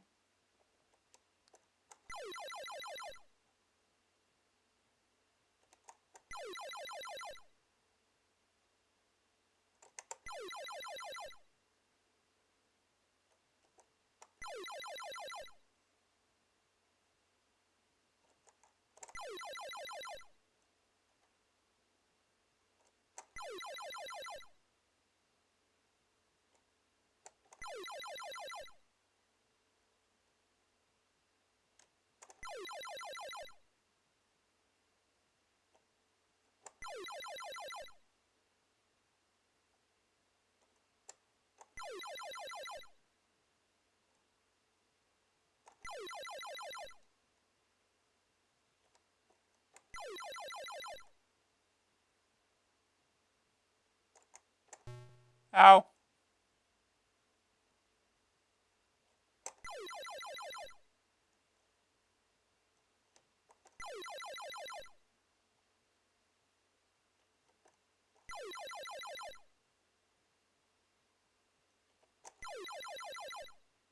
Four more.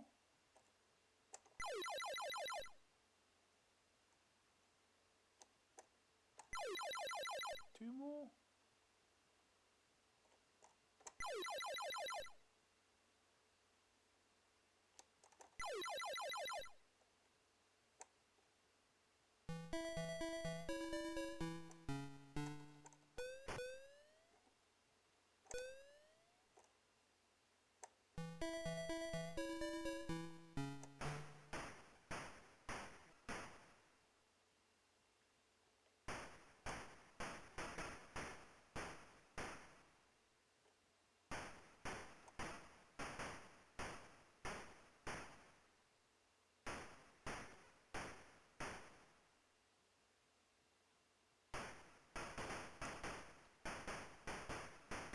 You're going to hit him 40 times now.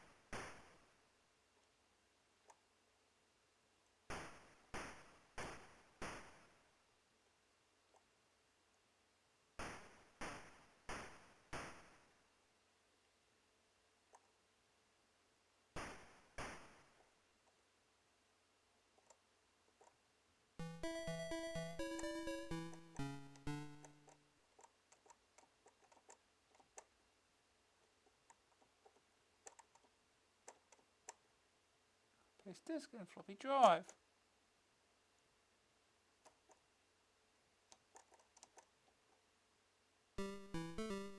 Read error, disk corrupted.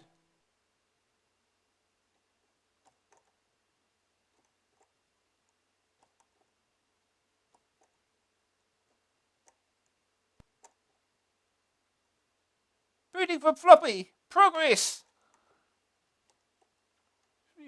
48% a real person.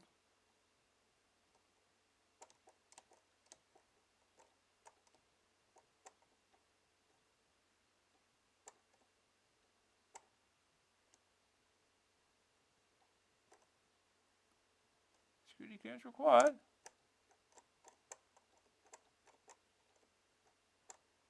Ooh. It's a thing. What have we got here?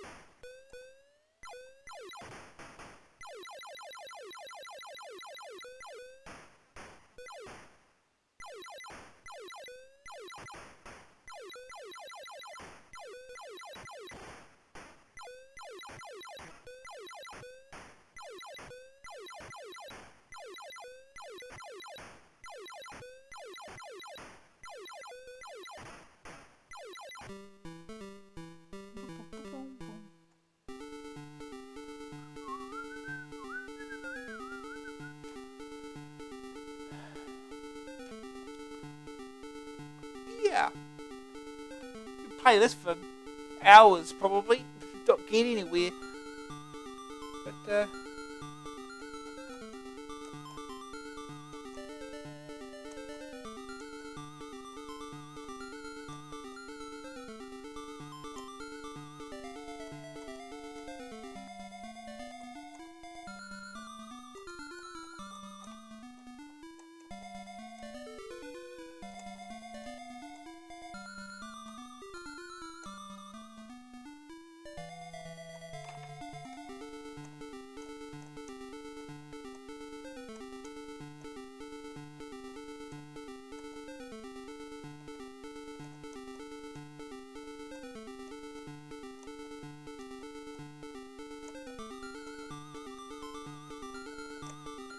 anyway. Making some progress on that, but yeah. It's,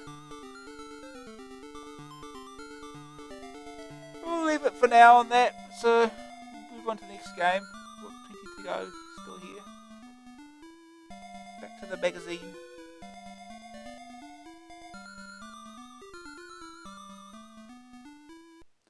Okay. Next game is Doomsday Blues. Another French game.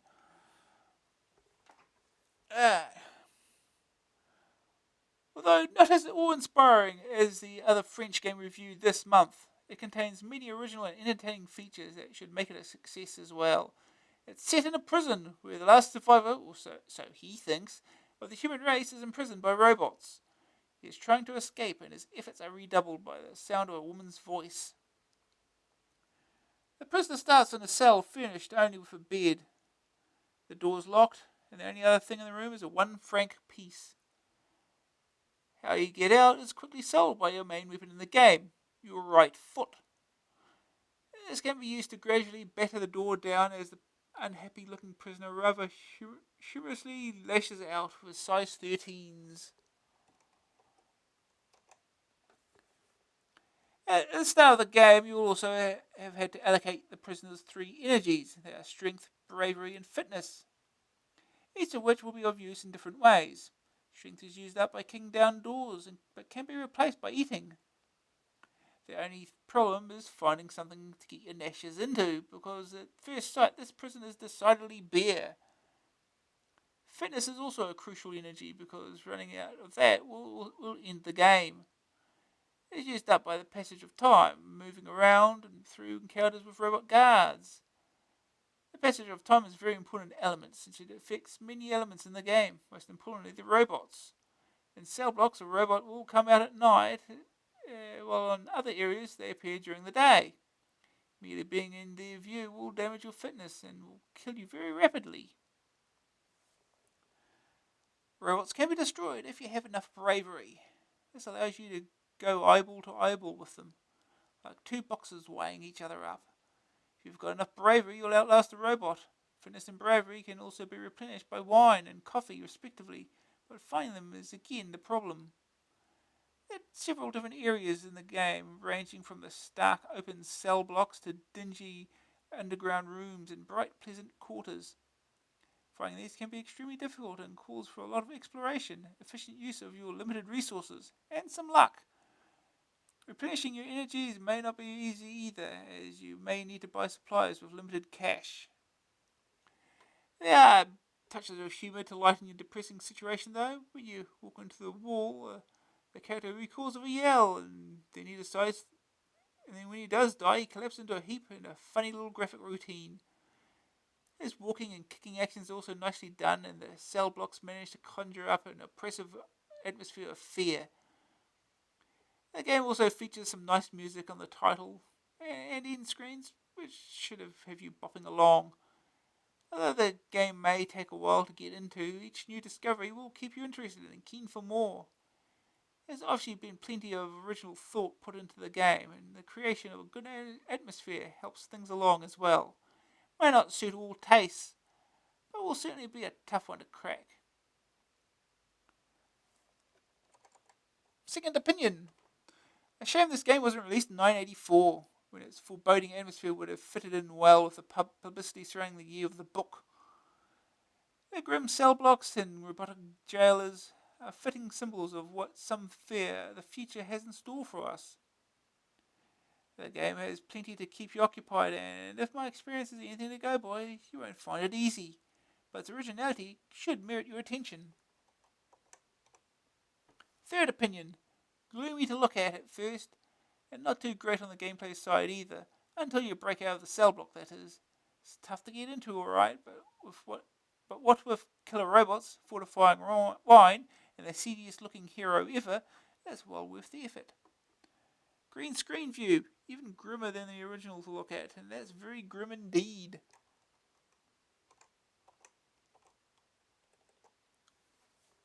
Good news, atmospheric graphics and action. Good features like kicking and death routine. Good music on title screen. Tough game task calling for fast and efficient action. Time element adds extra dimension to the action. Bad news, there can be a lot of waiting around. Takes some time to get into properly. Graphics 62, Sonic 77, Grab Factor 77, Staying Power 83, Overall Rating 80%. Let's get this set up.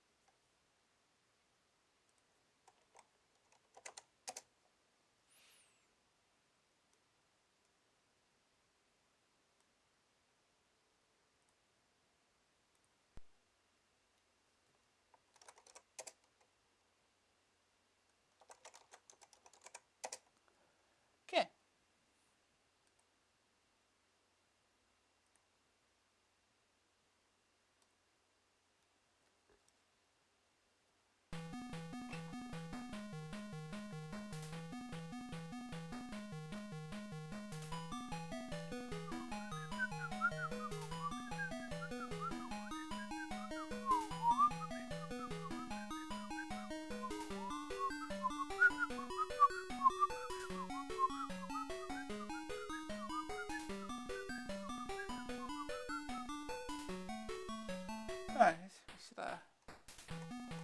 stuff here. Get that strength up to 35.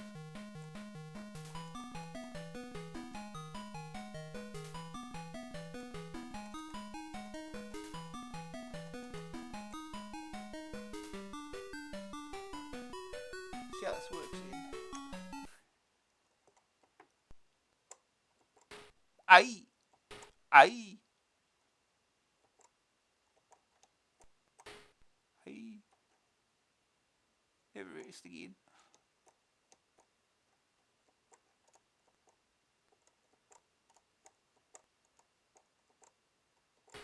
Ow. Ow. There's a coin here somewhere.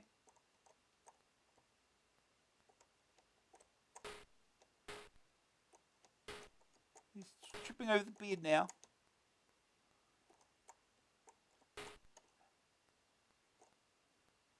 There's a coin here somewhere. Ow. Yeah, never mind. Let's kick this door in.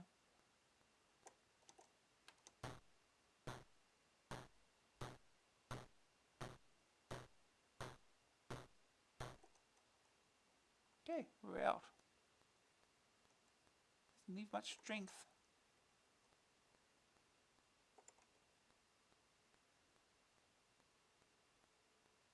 It's a happy sun. It's happy. The only thing happy in this game.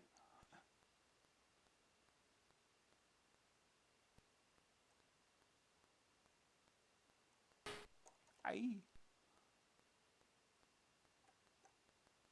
Oh, he can run.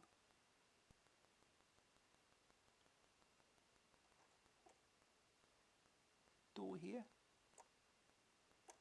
We'll kick this one in too, huh? If we ain't got the strength to do it. Oh, no more kicking in. Oh, and he's dead. No more strength. Dead.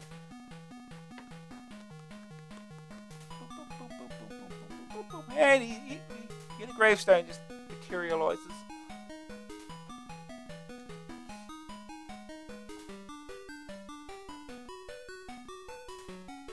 The strength more. More strength. More strength.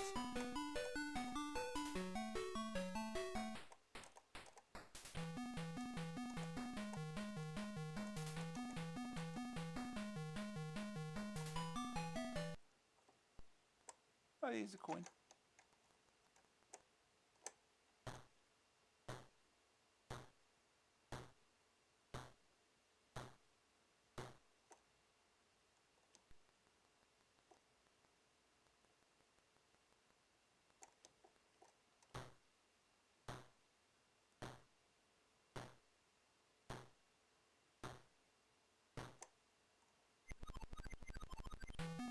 And he Robot just killed you.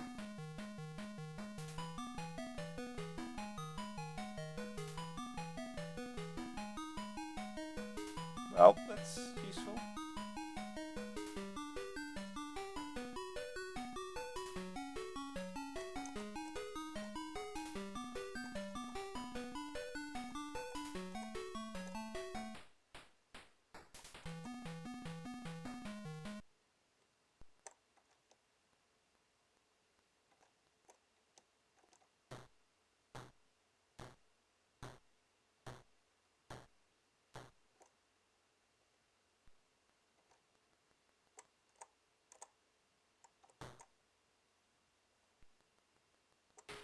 Aye.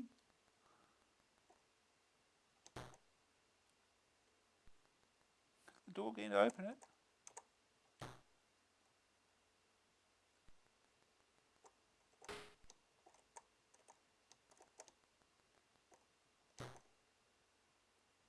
Kick the door again to open it.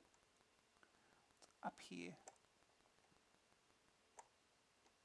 Nothing's blank wall. Absolutely nothing.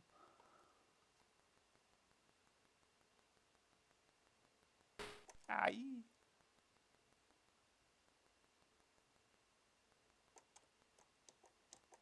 I think you gotta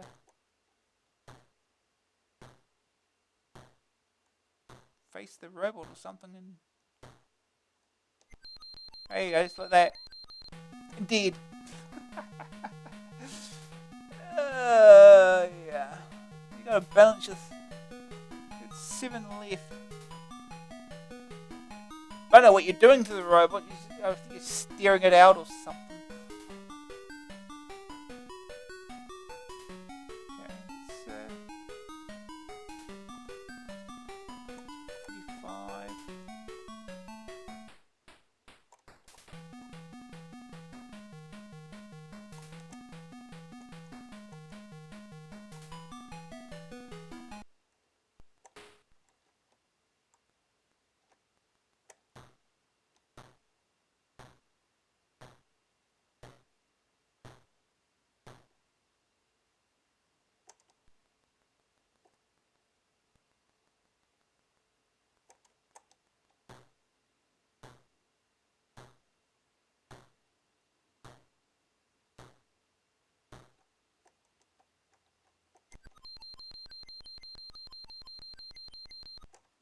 Did it. Okay. We've got 1 health left. And he did. Let's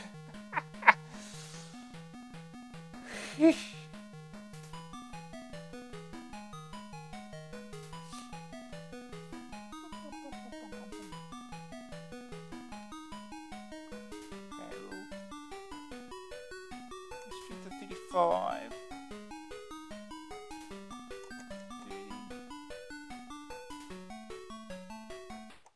35.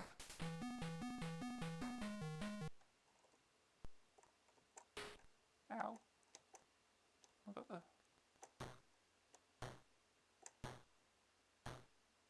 Kick that door down.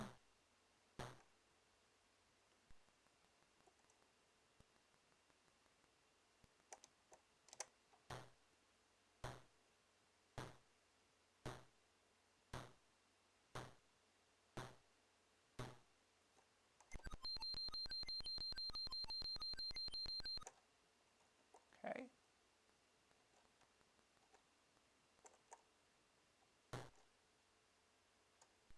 Ooh.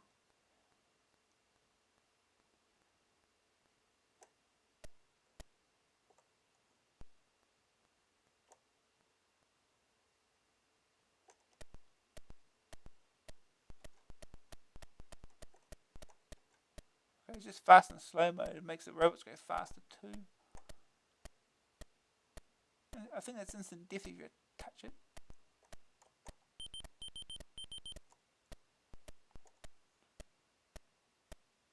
Drink some booze.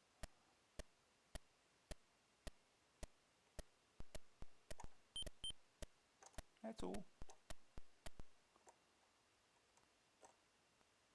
Just gonna get lost now.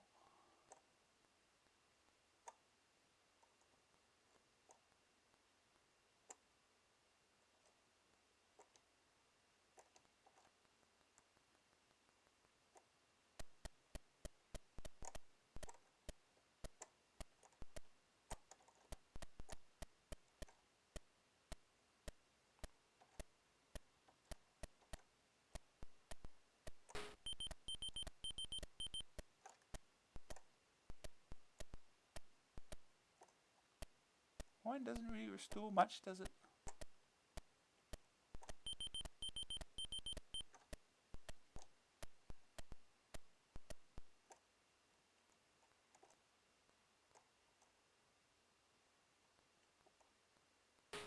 Ow.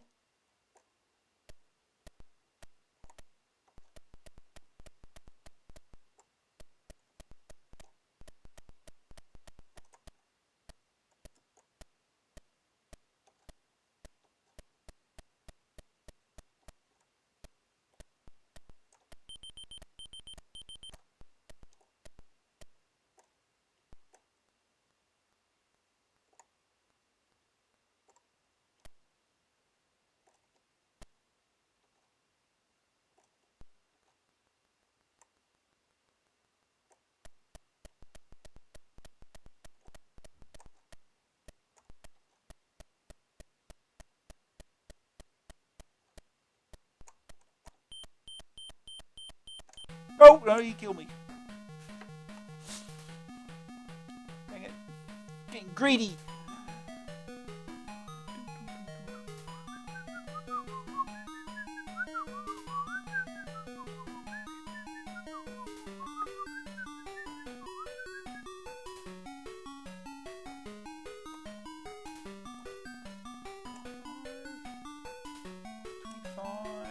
This 40. See how far we get.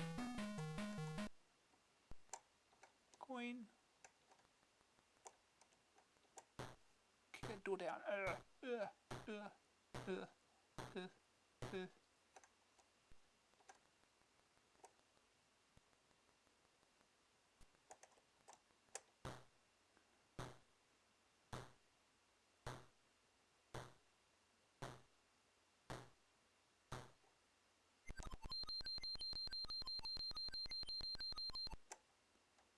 Okay.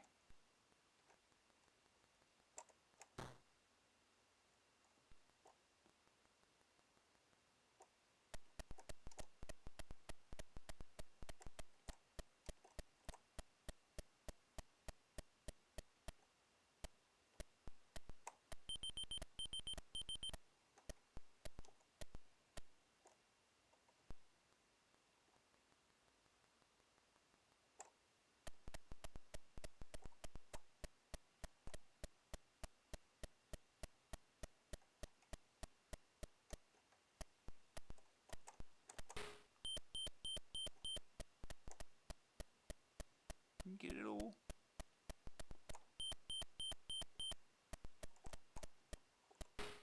Hey.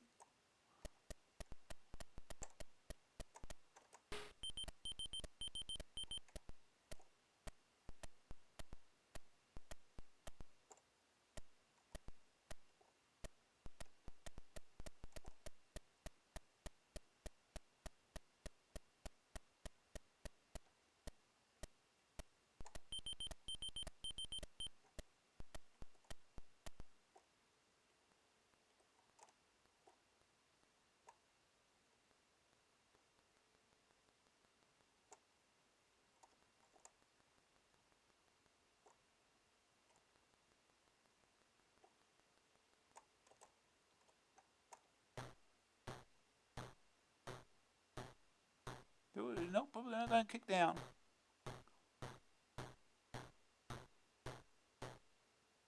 Nope. Can't kick that door down. Because we're out of strength now.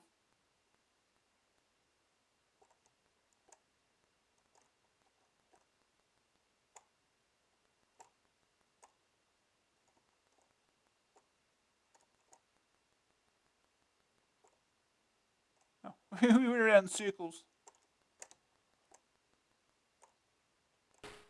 Aye. Oh, dead.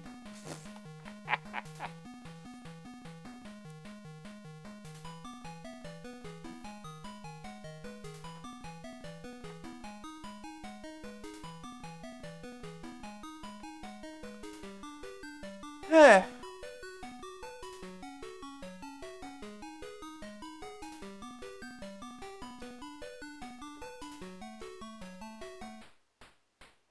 Okay. So yeah, it's Doomsday Blues. There's a fair bit more to it, but can't really remember everything. Got the wine cellar at least. It's all more than prison cells. Something, I guess. So we'll move on. I think we've still got a bunch of games yet to go here.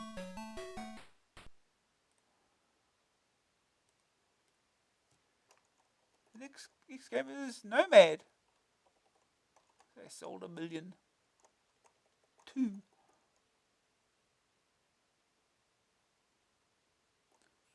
So yeah, Nomad. How many games have we got left here? 1, 2. Oh no, we've only got 3 games left. Maybe we can get through them quickly. Okay, this goes Nomad. Nothing to do with roaming desert peoples, but a Nemesis organization mobile attack droid that is on a mission to destroy one Cyrus T. Gross in the heart of his heavily fortified city. To do that, it has to battle past many different levels and types of defense that will make life extremely tough for even the best players. The city is composed of many screens, nearly all of which have some sort of deadly obstacle in them. They are fixed screens, mostly connected by corridors, giving you only one possible exit to continue your search. At some points, you'll have a choice though, so that exploration will be needed to find the easiest and quickest route. The Nomad itself is difficult to control at first, but it has some awkward movement characteristics. It can be moved forward or reversed, but rotates left and right to point in the desired direction. This makes rapid turning difficult to achieve. The other thing to be mastered is the inertia, which afflicts the machine and will need practice to control, so you don't end up charging into things. The other thing that will restrict Nomad's movement, but not kill him, are the gateways that crop up. They are opened and closed by switches that Nomad can activate. Unfortunately, these aren't on the same screen, so that trial and error is needed to find the correct position for a switch to allow you to move on. The first obstacle you encounter in Gross's armory is a circular unit, which randomly spits out fire in any direction. Like all the other defenses, this can be blasted away with Nomad's twin lasers, leaving a nasty explosion mark on the screen. The next weapon is the one most commonly encountered in the early stages, a cannon. Cannons are set into the wall and blast out shells at regular intervals that travel in a straight line. Both cannon and shells can be destroyed, but one touch from a shell, where are we? From a shell will end a Nomad life. Later obstacles get even more deadly and won't wait for you to come to them. They're bouncing, smiling faces that happily blow you up in square blocks that fire homing missiles which rapidly zoom towards you. They'll be assaulted by evil Otto from Berserk. Another feature that will cause problems are the magnetrons. These are strong magnets set in the walls, which attract the Nomad in a particular direction. This acts like gravity, so that the Nomad will fall down a screen, often into plenty of trouble. It's consequently extremely hard to deal with. The graphics are very colourful, but chunky too, so that Nomad has trouble getting around some corners. Once you've got a hang of the control, the gameplay can be quite addictive as you try to battle through to new screens. It's basically a simple game that will take some mastering. Singed Opinion. Nothing spectacular here, it's essentially just a colourful shoot 'em up. As such, it delivers the goods, but are they the goods that we want very much these days? Third Opinion. The inertia is infuriating, and the random deaths are frustrating. These can be overcome, though, with a little perseverance. What really does the game in is the feeble firepower you've got, the dreadful sound, and the ridiculous explosions. It's a budget game without the cheapness. Green screen view. A bit easier on the eyes than mono. If anything, removing all those red-green combinations is a distinct improvement. Graphics 57, Sonics 22, grab factor 56, staying power 68, overall rating 63%. Toot is being chased. Help. Fresher than iced scrumpy. Whatever that means.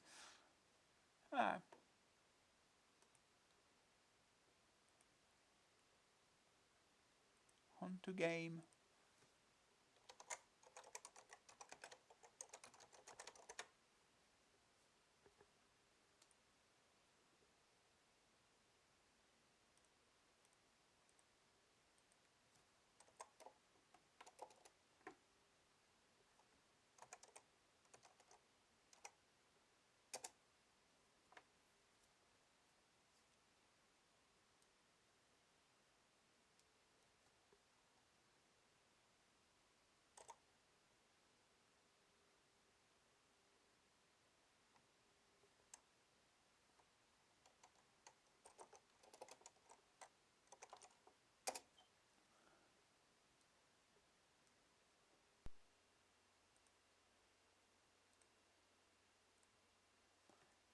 Okay.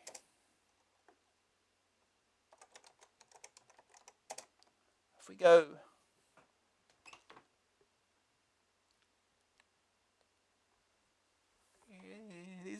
I guess. Vulnerability. No, we're not cheating. No, no.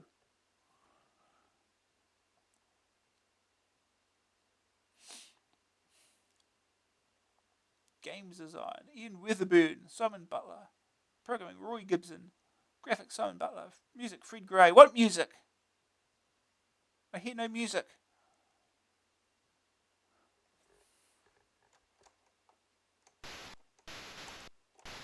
Look at that range. Terrible. Oh, that's right. Forward to go forward.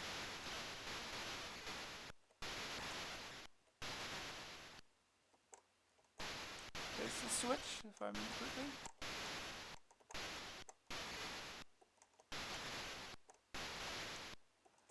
Get to stay.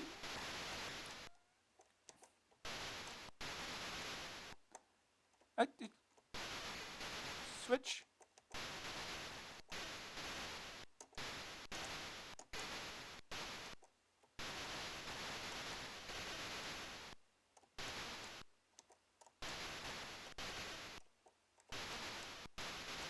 Switch. Come on. Come on. Come on. Switch. Stay in the position I want it to. Oh, screw it.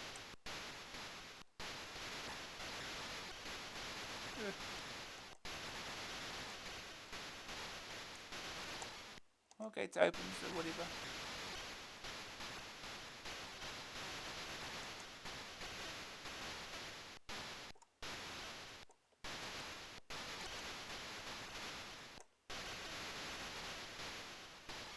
Oh, dead. I was supposed to know that's there.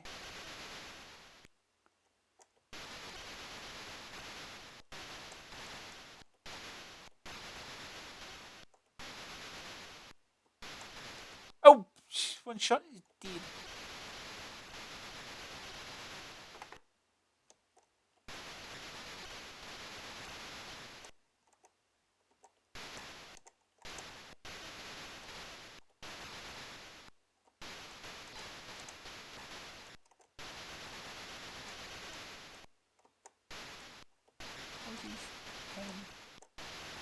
Ah! Game over. Press any key. Well, try again.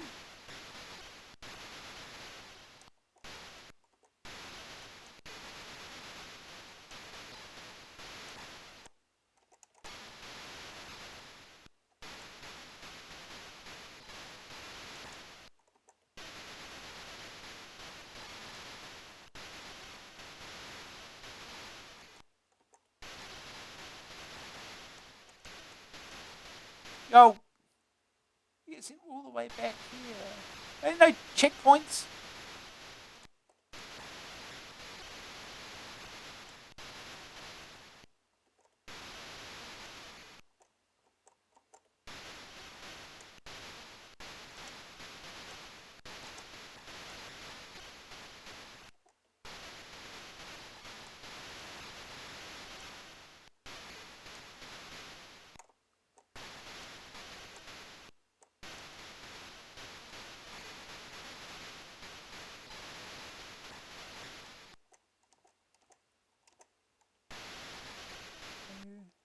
Oh, geez.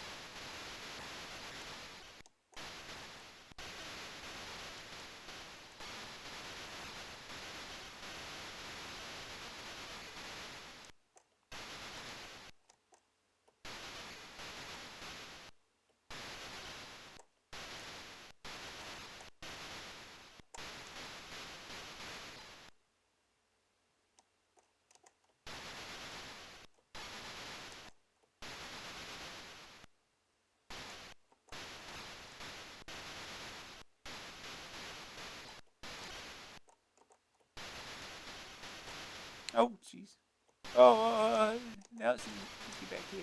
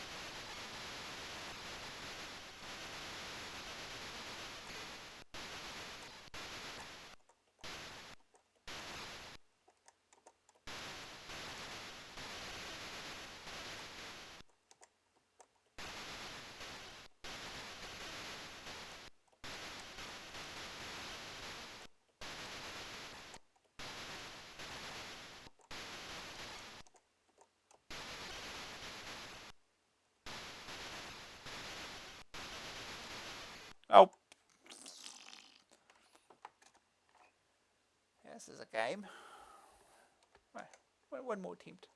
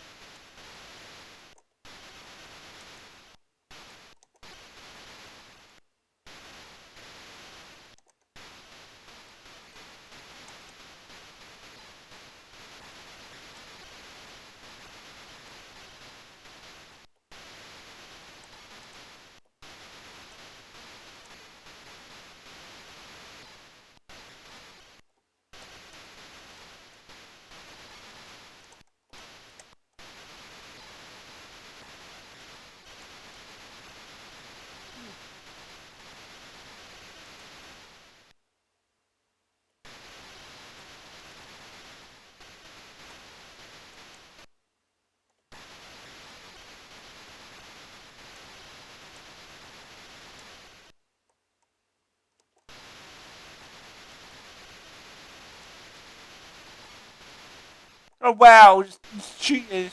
Keep going, sure. Like you're supposed to be able to avoid it or anything.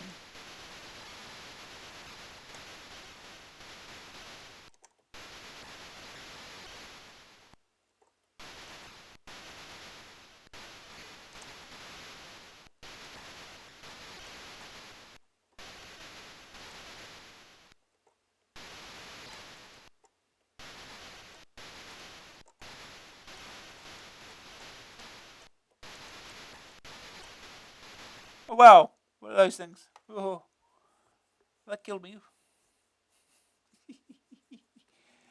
Yeah, this will be a frustrating game, I think. Especially when you don't know what's coming. Anyway, we'll move on to the next game.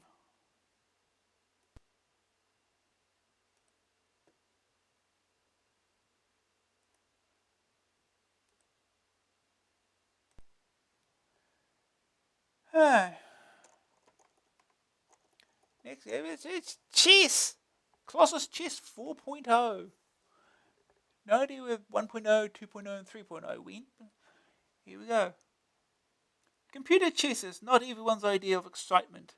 You might well wonder why anyone would bother waiting hours final to make an indifferent move, and a lot of chess programs in the past offered just that. Also, Colossus, on the default average move time of 10 seconds, again gives you some real trouble. If you want a fast, fiendish adversary, then look no further. First impressions aren't all good. It must be admitted Cyrus 2 had set a standard for display and ease of use, that few will equal, and Colossus definitely suffers here. It's perfectly possible to play Cyrus without any documentation at all. You'll need the manual for Colossus, and the layout may give you some problems finding the information you need. On the graphics side, Colossus clearly tries to match Cyrus with its 3D board view option, but the perspective is very poor, and the pieces can be hard to differentiate. Once you get past these points to the game itself, Colossus shows where its real strength lies, and strength is definitely the word. It can give a tough game even with a very short move time. Once it starts averaging minutes rather than seconds per move, it can be nothing short of terrifying. CDS claims that it beats Cyrus 10-6 and 11-5 on comparable speed settings, and a trial in the AA office seems to bear this out. An impressive middle game performance produced a win for Colossus, but poor end gameplay saw the game stretched to nearly 60 moves. The end game is always an area of weakness for chess programs, and Colossus is stronger than most. What did come as a surprise was its indifferent opening performance, given that its openings book boasts 3,000 moves to Cyrus's 1,900. The first thing you'll want to do, unless you're the strongest player yourself, is to reduce the level Colossus plays at. Here you'll find a real plus point, flexibility. Rather than choosing from preset levels of play, you set the average move time in minutes and seconds. This could prove extremely useful if you're trying to improve your game and need to increase the strength of opposition gradually. The range of options is wide, including tournament, blitz, and problem modes. There's more or less all the features you would expect. Infinite, equality, backward step, and some you wouldn't. How many chess programs give the option, for example, of playing blindfolded? The disc version also has a large selection of classic computer versus human and computer versus computer games to play through, for those of you who are really interested. Second opinion. I had a pretty engrossing, if embarrassing, couple of hours of Colossus. To put it bluntly, it thrashed me. Although the display is nowhere near as attractive as Cyrus's, it does play a stronger game. And for the more accomplished player, that is surely the main thing. Weaker players will still find Cyrus a handful, and may be more tempted by the pretty display. Susan didn't want to admit that he was beaten by this chess game, so he didn't put his name to it. Third opinion. It may not look as good as Cyrus, but the levels and gameplay are far more adaptable to an individual's skill. I'm an instinct player and can't bear analysing positions for long. This means Colossus will play as fast as I do and match my skill, i.e. I still lose all the time. Green screen view. You can set the colours how you like, but the defaults are fine anyway. Good news. Plays a very strong game. Fully adjustable. Good analysis display. Bad news. Not as pretty as Cyrus. Cumbersome at first. Mean. Graphics 62. Sonics 5. Grab factor 88. Staying power 96. Overall rating 92% for a chess game. Alright. I guess we can just start this now.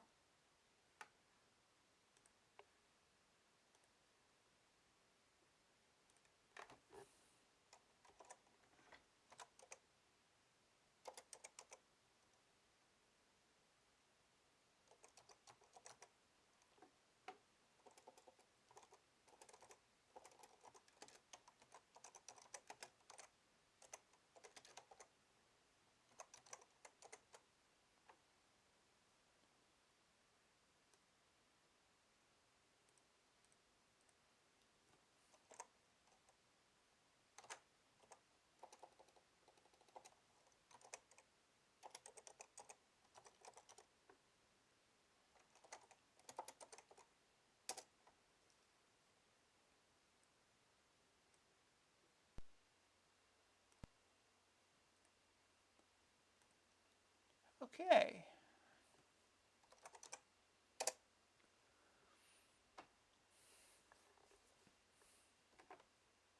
A bunch of files. Disk with a K. Colossus 4.0. The best chess program for Amstrad computers. Saying something?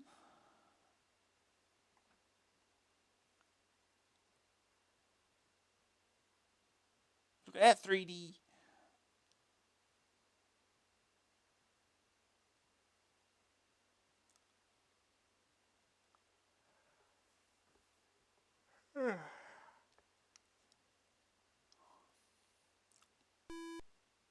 Okay.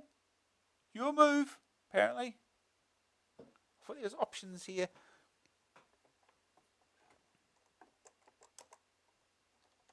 Well, we can play with joystick. That's useful.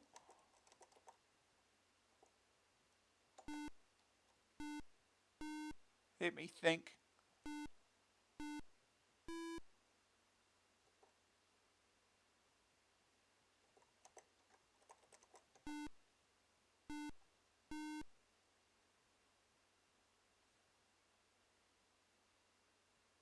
He's thinking. It's already thinking hard. Oh, jeez.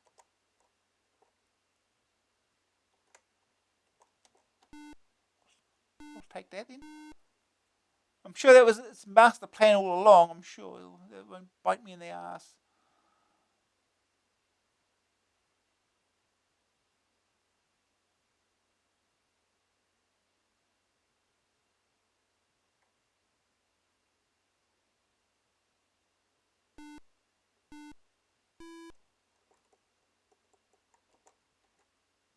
I'll do that too then. Let me think.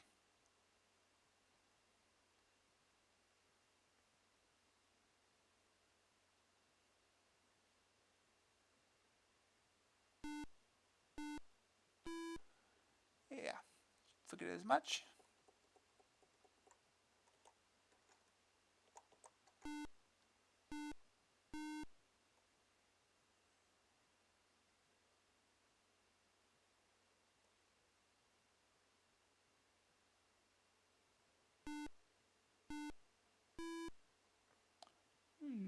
Interesting.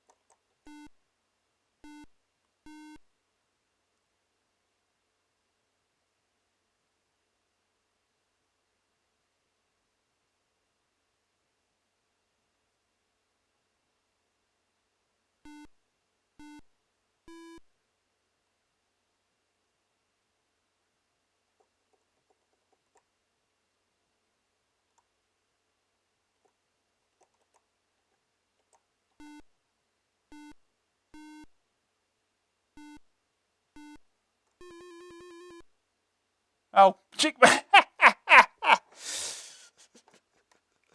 Yeah, I suck at chess. Well, what now?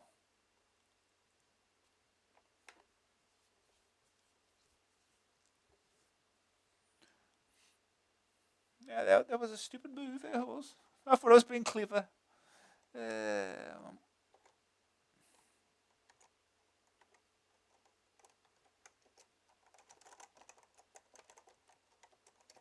I don't know what it wants now. Well. Anyway, that's chess. It's chess.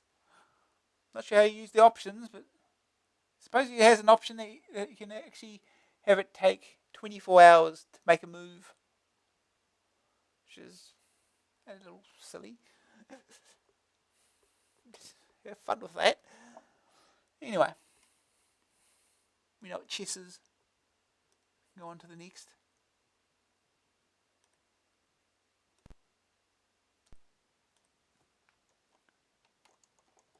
Next game is Rambo.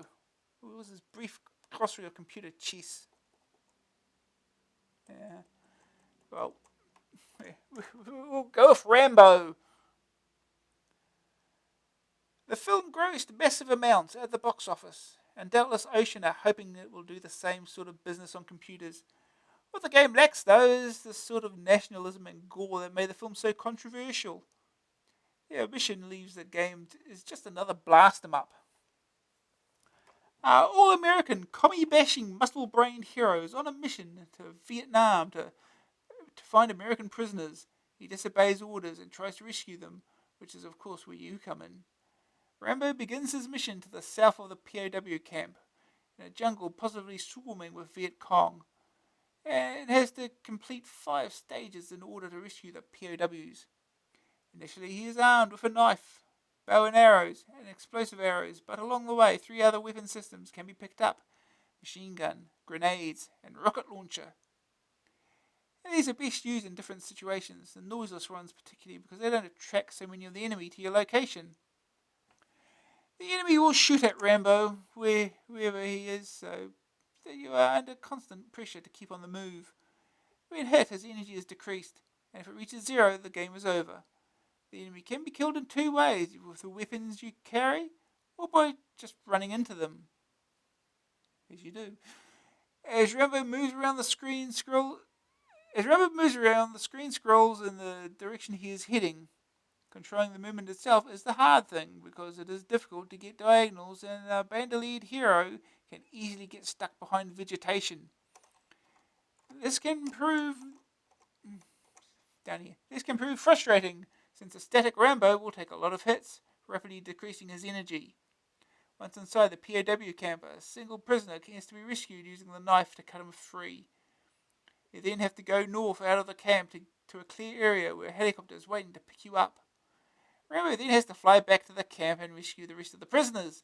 This is easier said than done, since they are quite hard to find, and again, have to be released using the knife. Once the prisoners are on the chopper, the score will have taken a hefty jump, and all you have to do is battle an enemy gunship as it appears on screen and launches rockets at the chopper.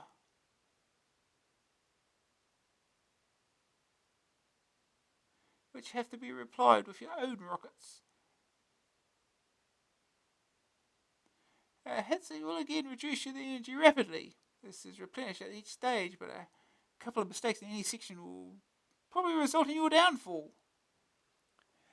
Games are completed very quickly, and you'll only get further through perseverance and a lot of trial and error.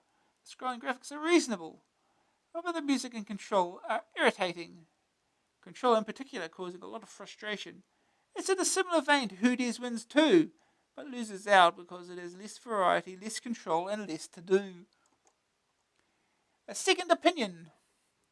It seems to me that Ocean have missed the boat here. The film was released aeons ago, and I wonder how many people still have Rambo on their minds. Well, it wouldn't matter too much if the game was superb, but it's not. The comparison has to be made with Who Dares Wins 2, and I'm afraid Rambo loses out. Third opinion. Muddy graphics, awful control, and off-key music makes this Ocean's most overhyped game yet. All it has going for it is frustration, and that's just not good enough. Green screen view, marginally less colourful in mono. Good news. Large scrolling playing area. Nice graphics for jungle and camp. Completing the game is a tough arcade challenge. Bad news. Control is frustrating. Not enough variety or depth to the action. Not as good as Who Dares Wins 2. Graphics 63, Sonics 41, grab factor 62, staying power 54, overall ratings 58%. Need to play some Rambo.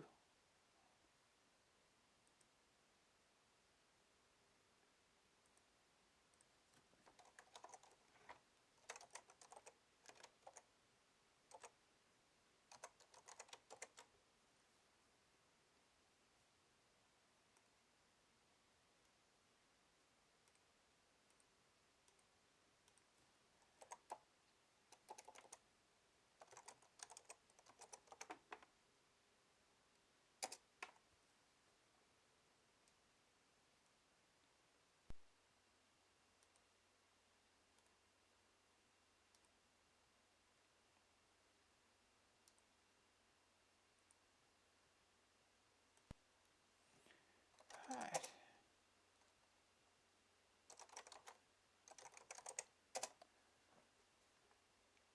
No, we're not cheating.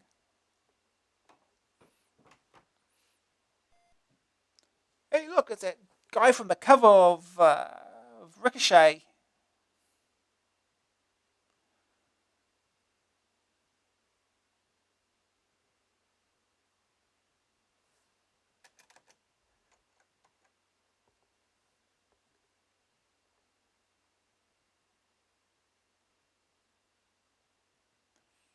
Rambo, all-time heroes.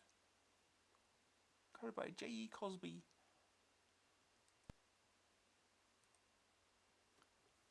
Dots by Jeff Morse.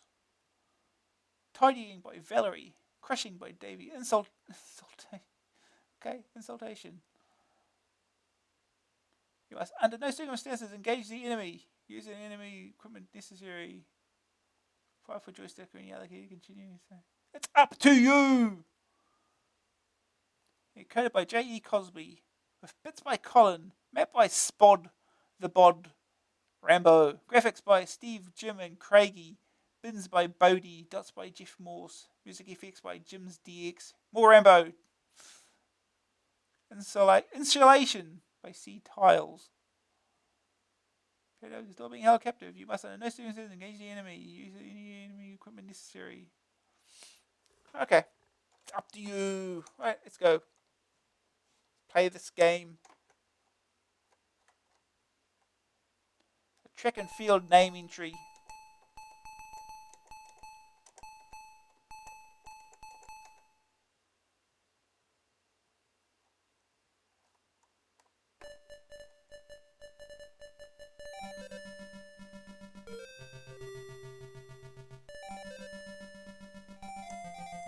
Also, as we're engaging the enemy. Oh, jeez. Well, they're nicely skeletonized.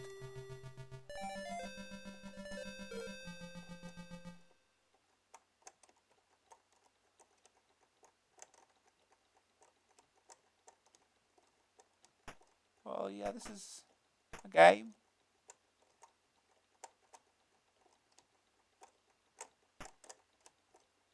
Yeah, it seems very easy to die here.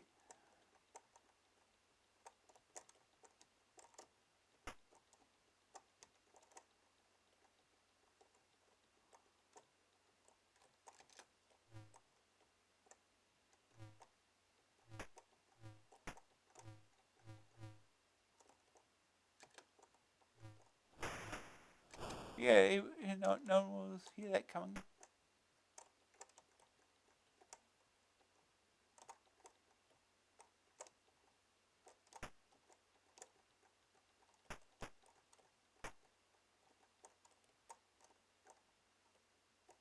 Okay, how do I get in?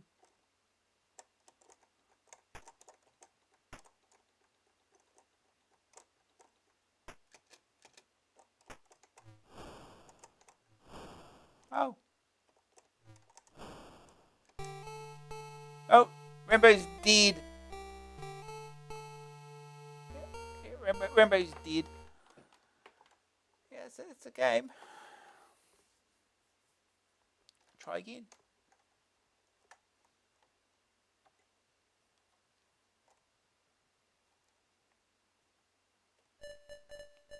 Ready.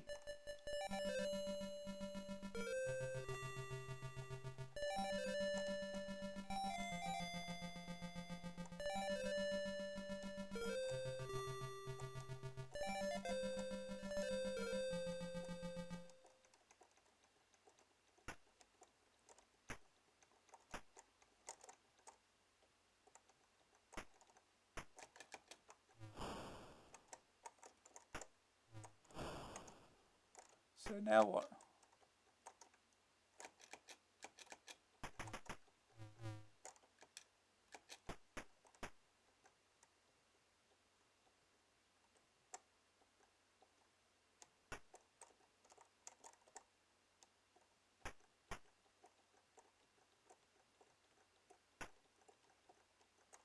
Oh, can I get in here? No.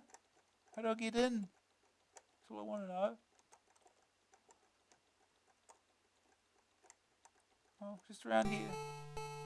Oh, Rambo's dead.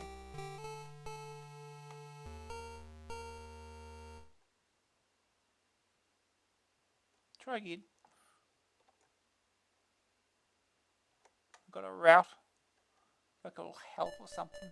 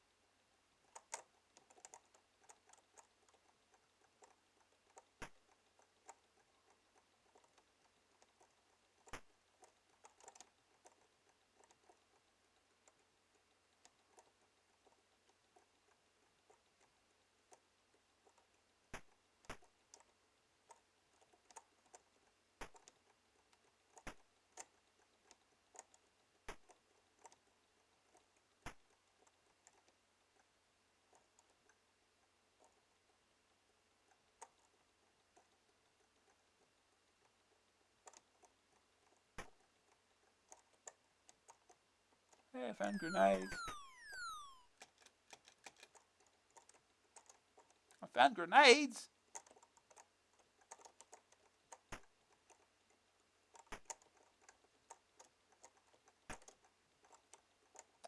So where are these prisoners? They're here somewhere, right?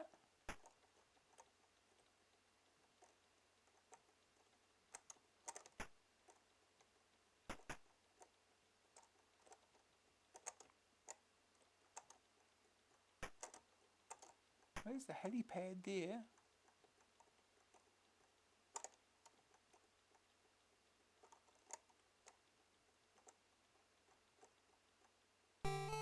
And Rambo is dead again.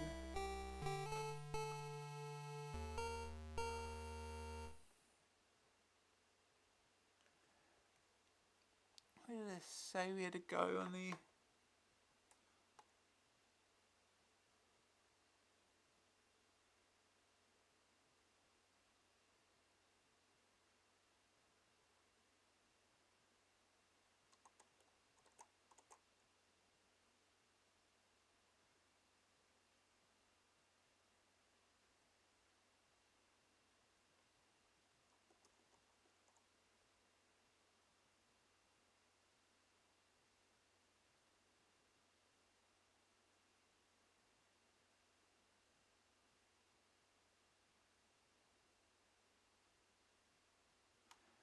Oh,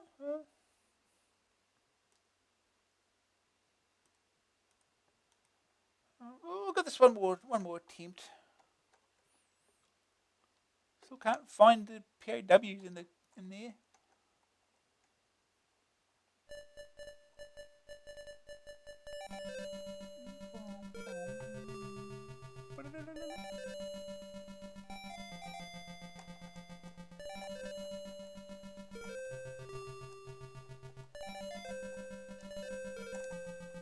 What the hell is in here?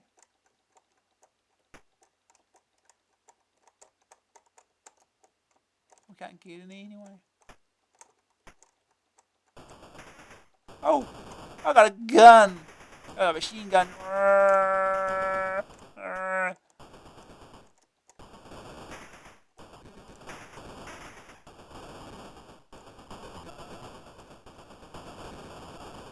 Should not hear this coming. No. Rambo's dead already. Let's do that again.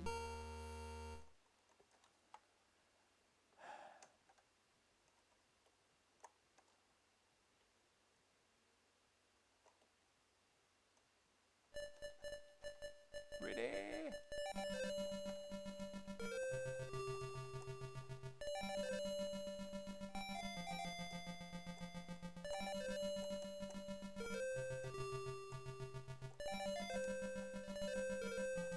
Okay, we got our machine gun.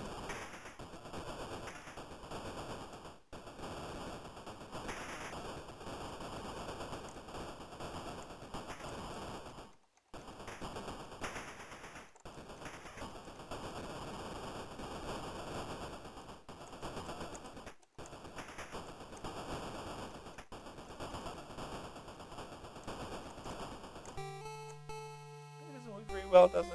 You're supposed to stick to the knife.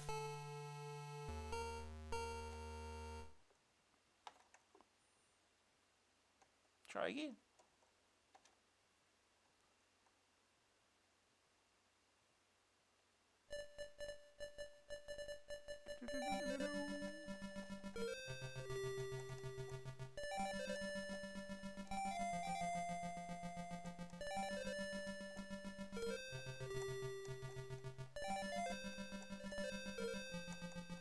Oh, my gun.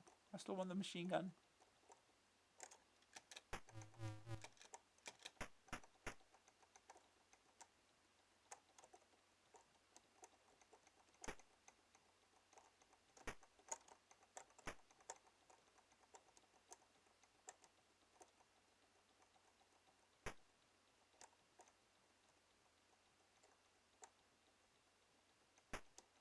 Ow.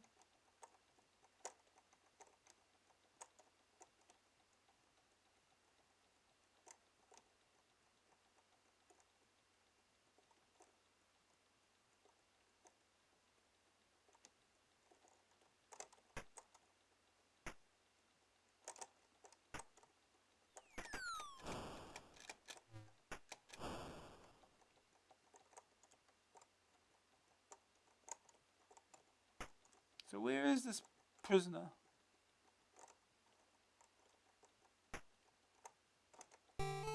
And Rambo's dead again.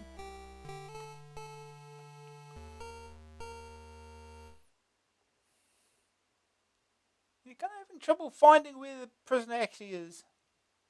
How are you supposed to get 100,000 points in this damn thing? You can even get 10,000. Jeez.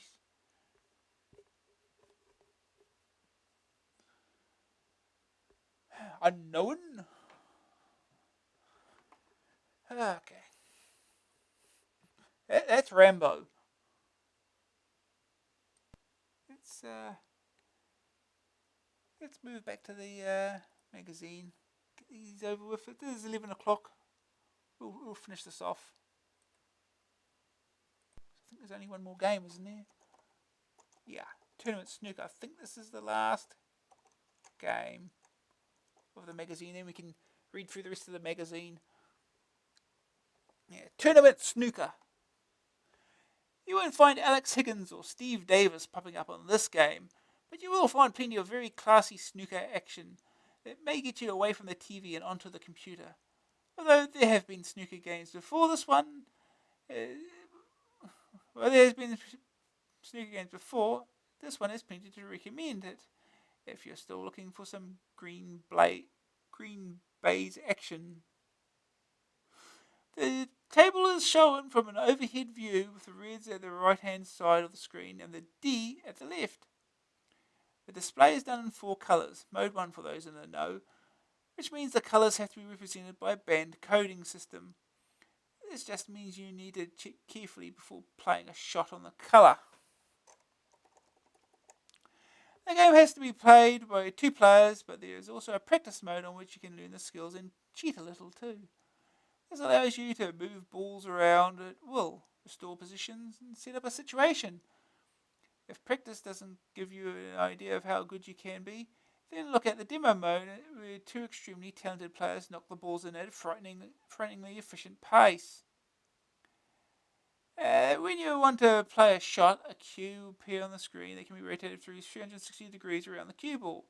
Once it's facing in generally the right direction, it can be finely adjusted with some very small angles that are essential for the accuracy involved in snooker. You aren't just left with your view from above, though, which will make angles and shots hard to judge. A large cue ball in the top corner of the screen will appear overlaid on the ball that you're currently aiming at. This allows you to determine where on the ball the cue ball will strike. This enlarged cue ball is also used to determine the spin or side put on it. A dot can be moved around to show where the cue will hit the ball at the base for backspin and so on. When a shot is set up, you have to decide on the force to use. Pressing the shoot button once will start the cue moving backwards and forwards, while pressing again will play the stroke. The gap in between the 2 presses determines the strength. If they're close together, a hard shot is played, but a longer gap will result in a softer stroke. The movement of the balls around the table is very smooth, and once you've got the hang of calculating the angles, it becomes a simple matter to play the game. Real accuracy in large breaks are very tough to achieve, though, with the positional play being as difficult as the real thing. All the rules are implemented, foul shots and being able to ask a player to replay a shot after a foul. There's also a nice replay function following you to see the last shot. Snooker fans really should have a look at this game because it is very well presented and easy to use, but presents a challenge akin to the real thing. As ever, it isn't the best game for converting onto a computer, but this is about the best that can be achieved. Second opinion. It does seem bizarre that you can't play against a computer. After all, I thought one of the selling points of computers was that you could dispense with other humans altogether. That problem aside, this is certainly the best snooker/pool game I've seen on the Amstrad. It's smooth and realistic. Third opinion. The 4-colour display is a bit odd. But the gameplay is excellent. Controls are a bit funny. Literally, I mean, you move the Q using the Q key. Isn't this someone's idea of a joke? I actually need to look up the controls on this, because I only know of Q to do the rough rotate. That's all I could find to get working. Good news! Very smooth and fast ball movement, good cue positioning and aiming, superb demo mode, like watching the World Championship. As near the real thing as you can get on a computer. Bad news. Snooker isn't the greatest of computer games. 2 players only. You can't play against the computer. Graphics 67, Sonics 21, grab factor 64, staying power 74, overall rating 69%. Nice. Okay. Who published this thing? Magnificent Seven, whoever they are.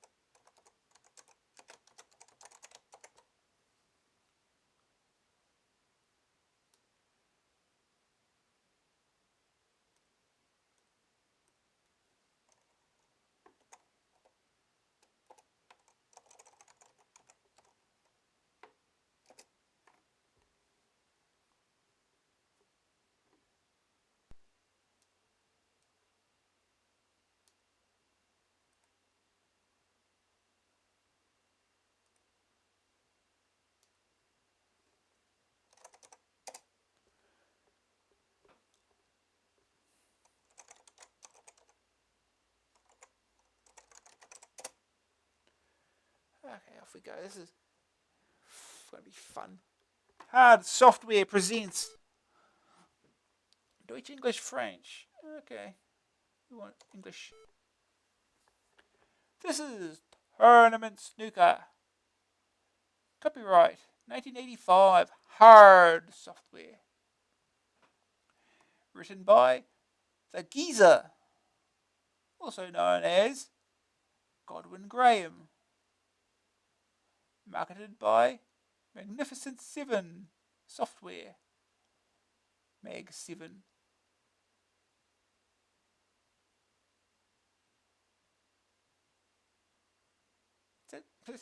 Oh, here we go, here's the demo mode. Off it goes. See how good this is. It'll be more interesting than watching me play myself.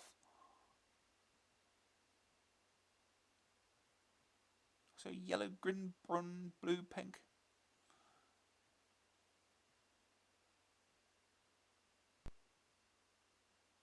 Oh, look at this. You fancy shit already.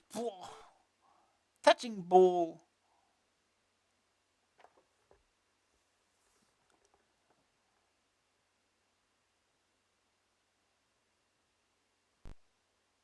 There it goes, just like that. What colour? Black. Of course you go for the black.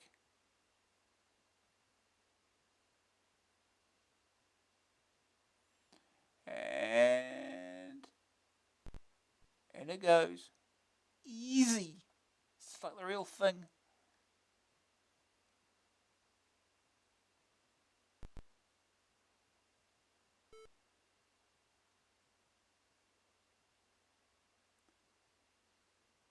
Okay, while this demo is going, I will look up the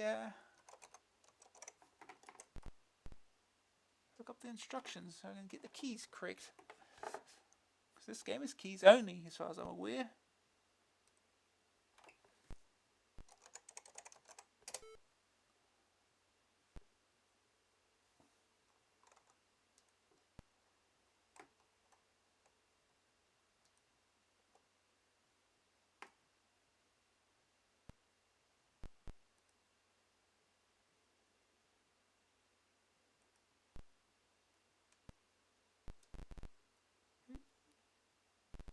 Here we go. Tournament Snooker. Let's just put the loading instructions on there. There's nothing there.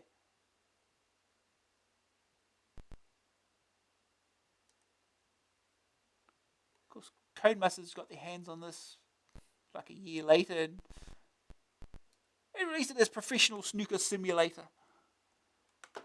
Okay, it is Q, W and E to rotate slowly. Q is to move the spin position. Space for player 1 to shoot. Enter for player 2 to shoot. Why that's different, I don't know. Shift A is ask opponent to play again. Shift C is concede. Shift N is new game. Shift S, save game. Shift L to load game. R for instant replay of last shot. G to return to game mode. P for practice mode. Move nominate. And he goes on to, I know the rules of snooker more or less. Okay, so it's okay.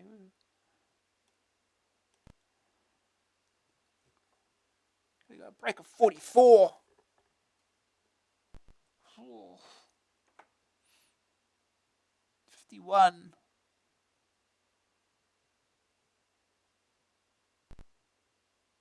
Oh no, he missed it. Gets for going for the centre pocket. Players too soon. Finally.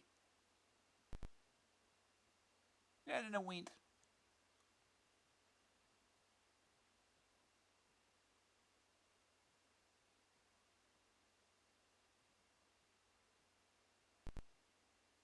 And that went.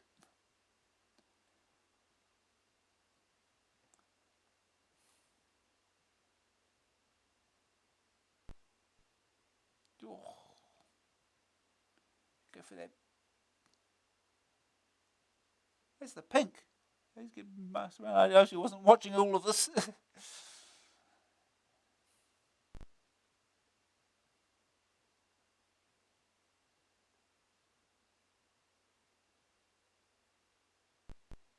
Oh.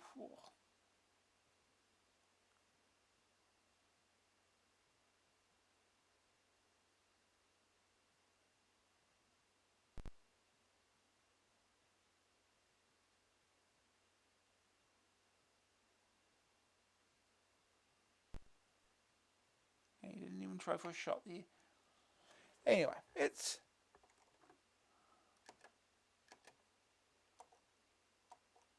Yeah, okay. Let's start the game.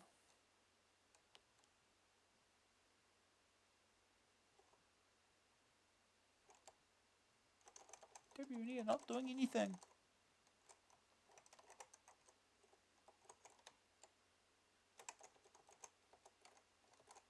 Unless they actually changed the controls from the Codemasters release to from this.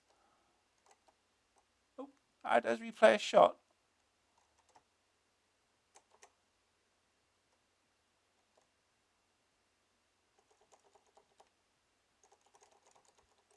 Yeah, because I was sure W&E was correct. Because I've got professional snooker simulator. I've played it before.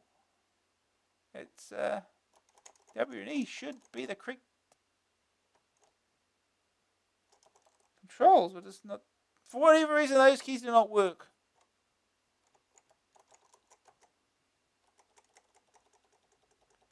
The instructions given for tournament snooker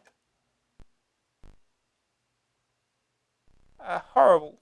They don't give any key instructions. Foul. See.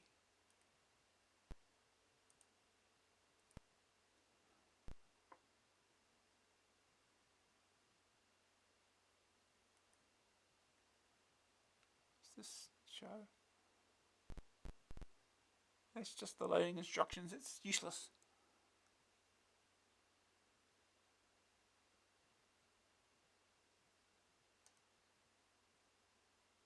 One page. Where's the rest of it? Surely they must have put something on the other side of the inlay.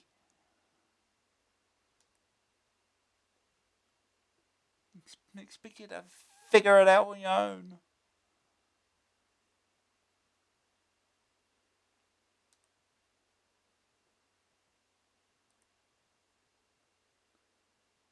We've got for cover. That's just cover. Nope. Instructions? No, forget it. I don't know what's. I don't know.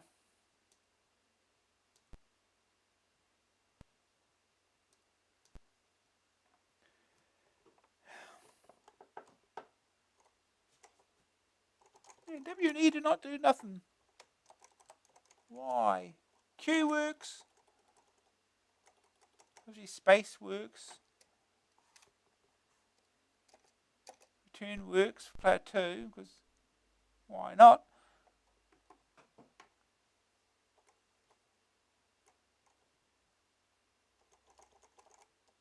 Not going to do that. Let's replay. R is replay. That works. Why does W and E not work to move slowly?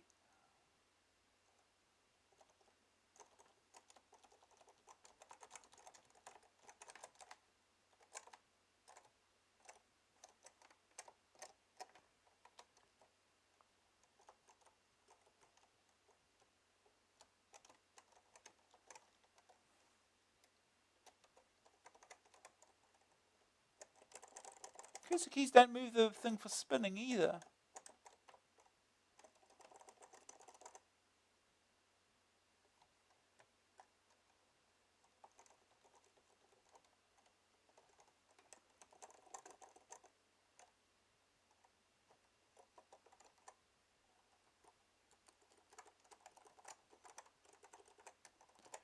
Ah.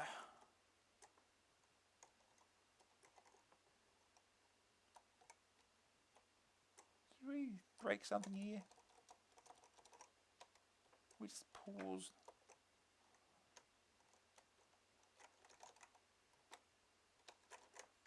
How about we just restart?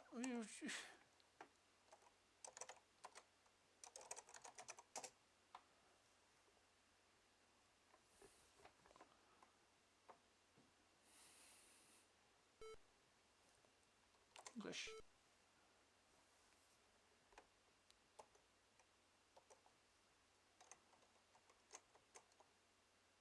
No, W and E do not work. Cursor keys do not work either. Yeah. Let me disable the joystick. Yeah, now that works. W and E still do not work.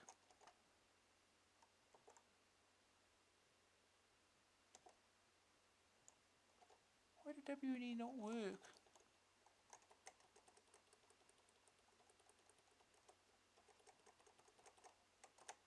Do a useless break. Oh, that was good physics. Well, I suppose you got a bit of side on that. Touching ball.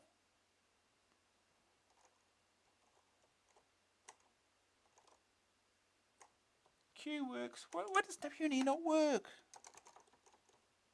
It's not that fine. You can't see it do nothing.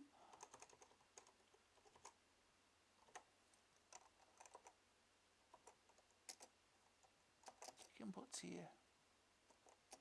Keyboard select. Yeah, that's all we want.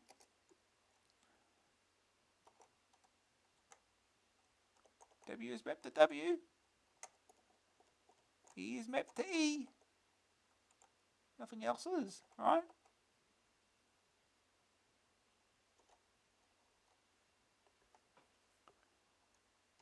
Try caps lock. No. Caps lock makes no difference. Oh, this is awkward.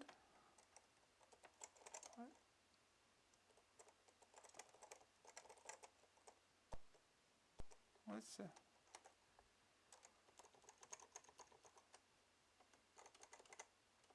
why is nominating balls?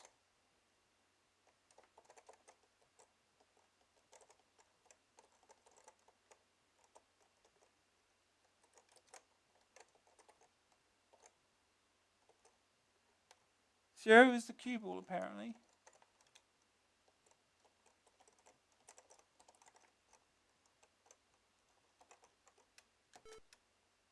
Wrong player.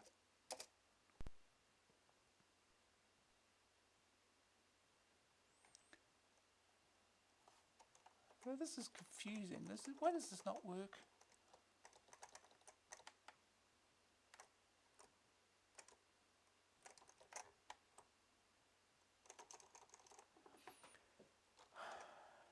What I'll do, I'm going to quickly look for an image of Pro Snooker Simulator. See if that actually makes a difference.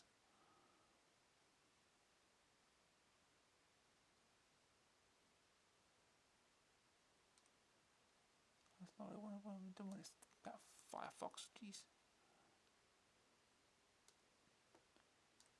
And while we wait, back to you can look at the magazine review again.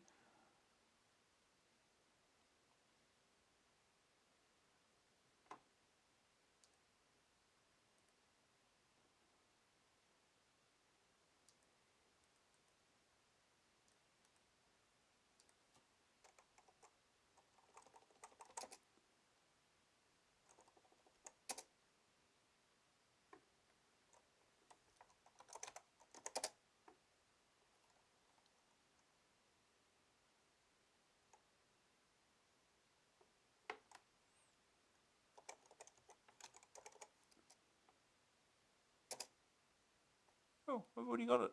Apparently, but I've already got the image. I didn't have to go find it. Huh. Alright, whatever.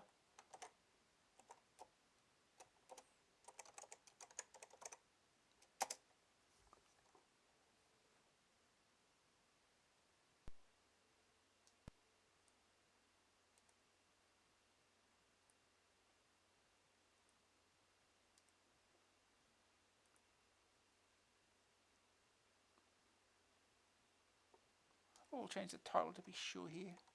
Let me start it first.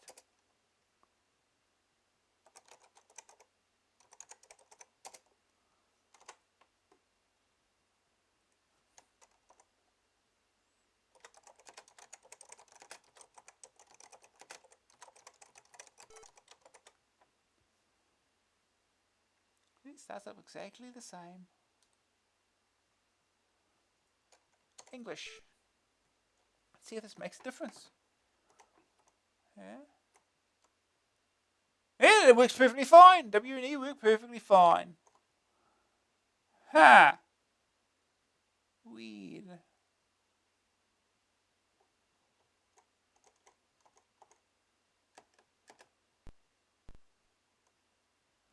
This works much better.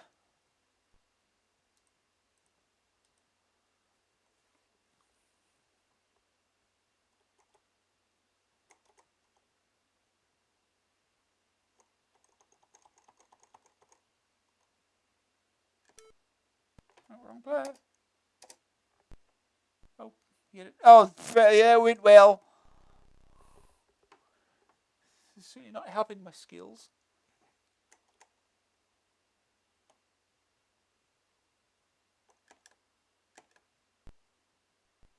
Oh, good.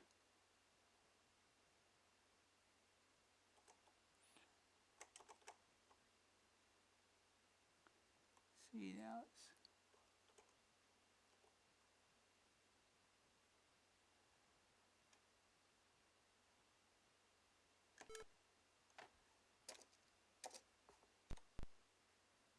yeah, it didn't quite work now, did it?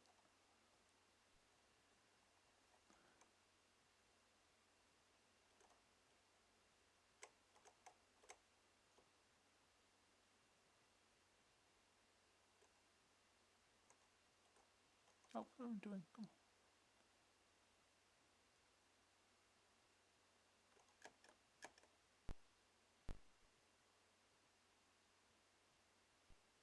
on. Yeah.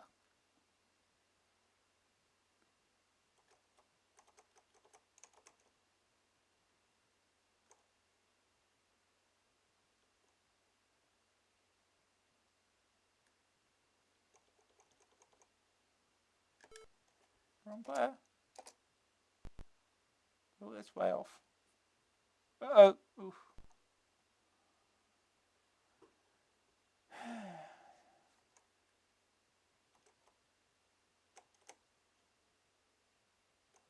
The one problem is that the graphic at the top showing the angle you're going to hit target ball, it doesn't tell you what colour that ball is. It's always green.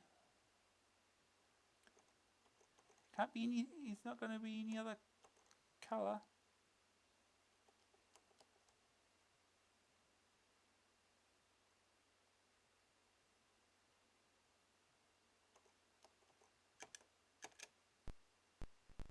Oh, jeez. Can't get the angles right.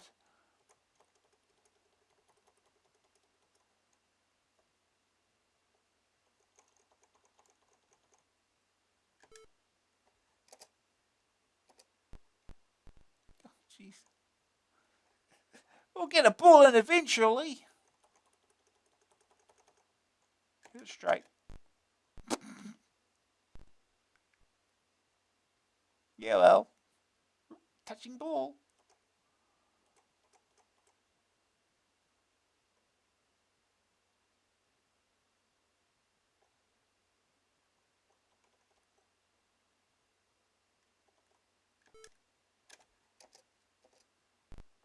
Hey! Got a ball in. Woo!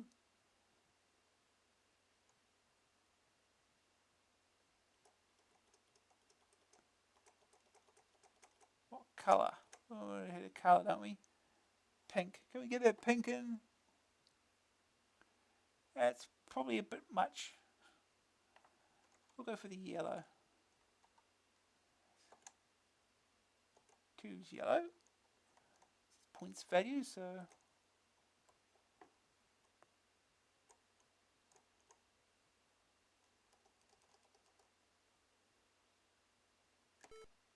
wrong player again. Hey, we did it! We got 2 in a row!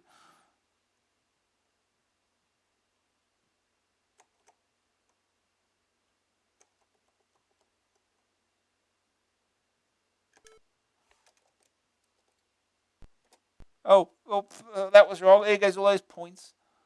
That's a 7-point foul.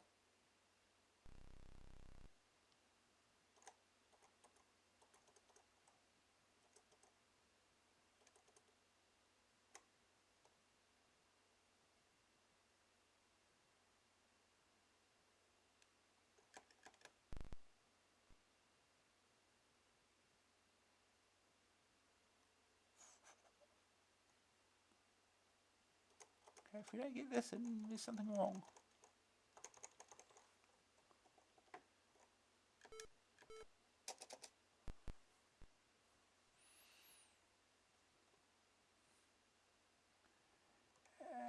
For the 6. The pink, of course. The 6.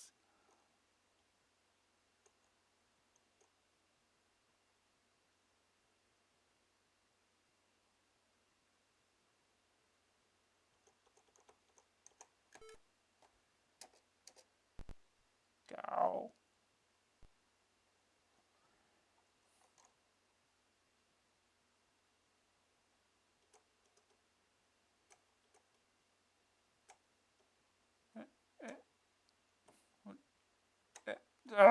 Stop.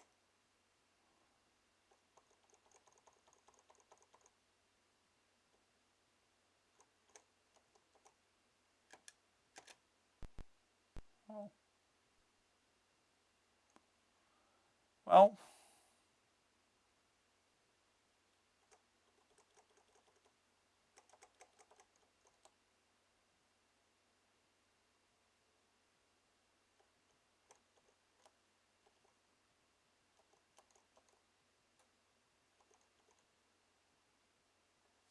Put some topspin on this. This will be fun.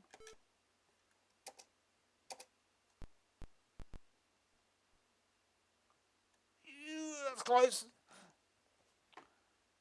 Okay, it's 11:30. I won't stick with this too much longer.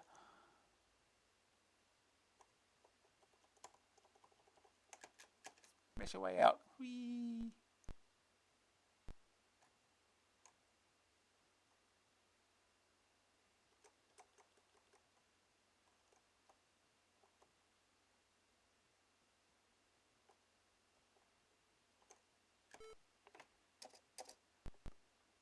Oh no. Nope. Nope. Yeah, this is going well.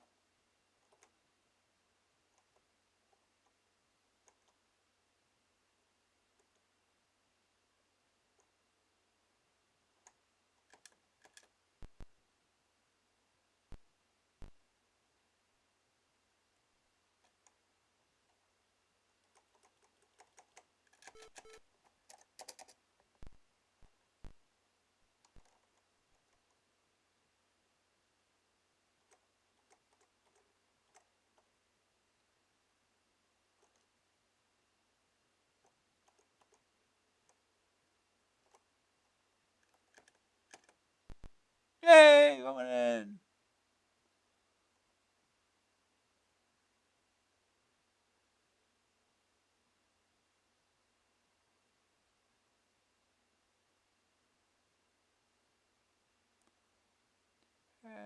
And the brown. It is 3 points, isn't it? No, it's 4 points. I always get the brown and green mixed up. The points values for some reason.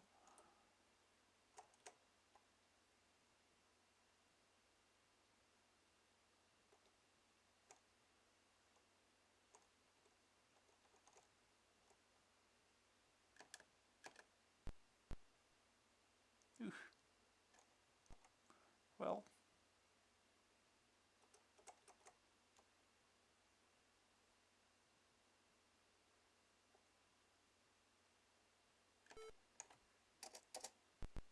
Oh.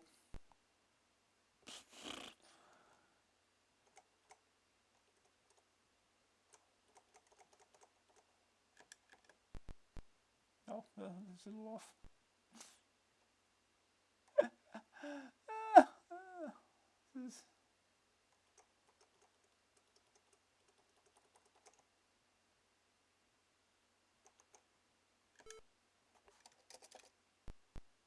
Yay!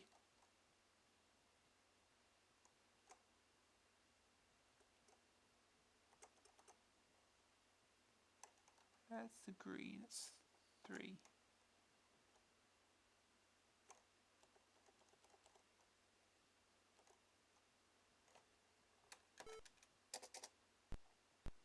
Hey!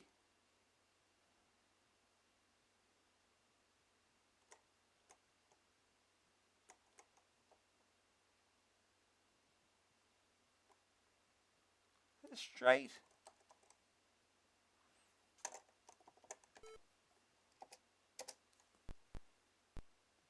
Guess not. Oh, oh, oh, oh, oh, oh. Oh, just like planed it.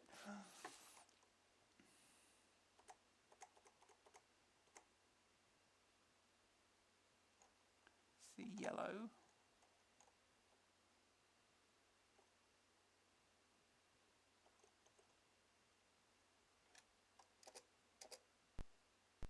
Oh, I should have left it straight.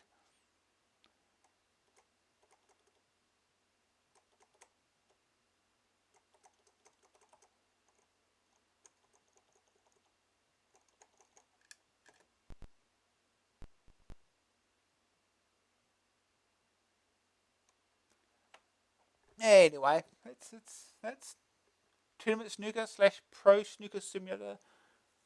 I'm pretty sure Amstrad Action reviewed Pro Snooker Simulator as well. So we'll be playing this again probably in a very soon. Anyway, we'll look at the rest of the magazine to finish off. Fair enough, snooker. Okay. Take a trip to the pleasure game. Frankie goes to Hollywood.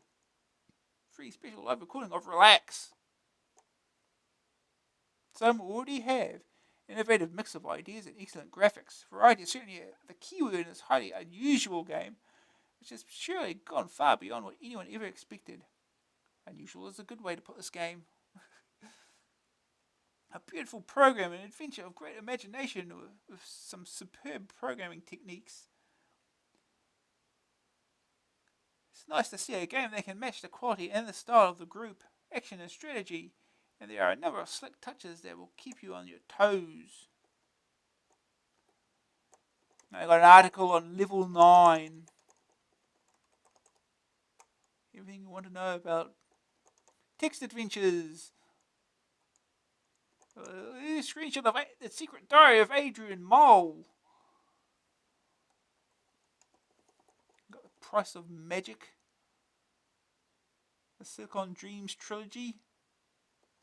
Screenshot of the Worm in Paradise.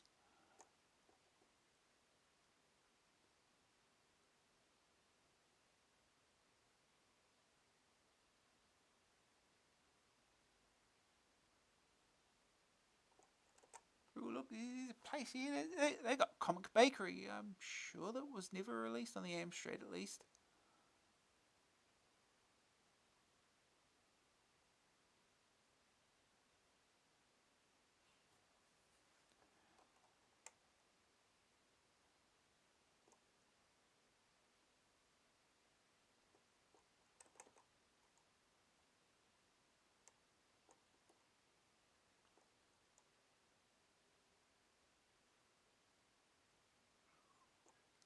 Right, there's the stick again.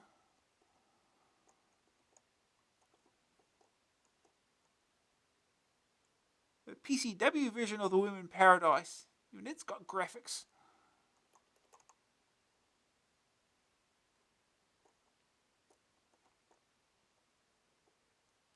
Got the adventure section. The Lost Phidias Part 1, Cassiopeia.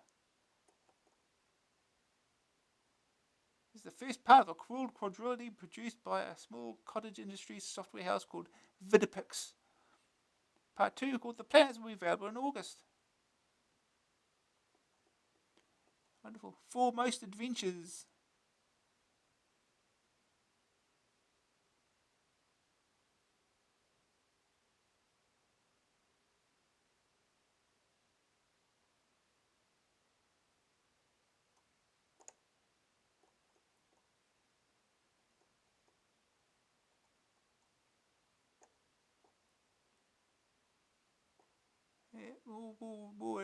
The top 10 for adventure games, text adventures.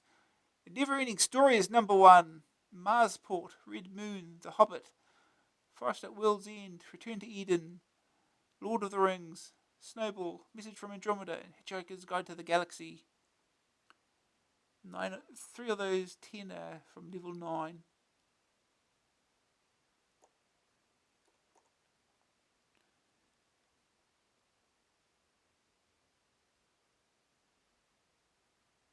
The ratings for Cassiopeia 55% only. Oh no. And for Foremost Adventures 85%. Even though each of the adventures were like average, slightly higher challenge, I guess, but we're not all that many compilations of text adventures, really, is there?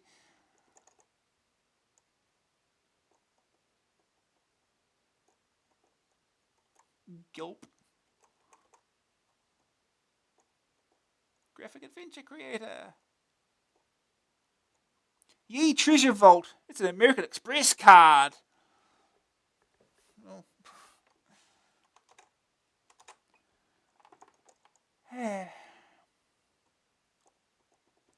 Lords of Adventure. I guess this is the equivalent of high schools. It's only those that you finish it because you don't generally get score in text adventures. Well, I suppose you do in the Infocom ones though, usually.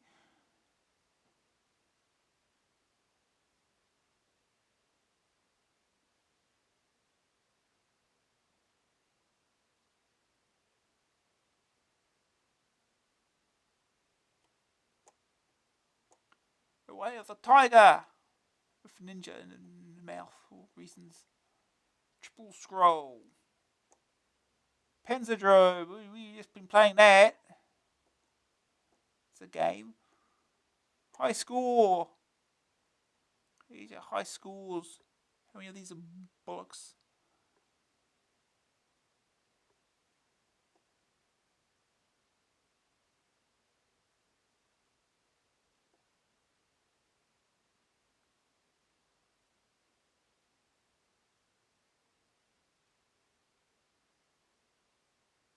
Those beachhead scores are all pretty close.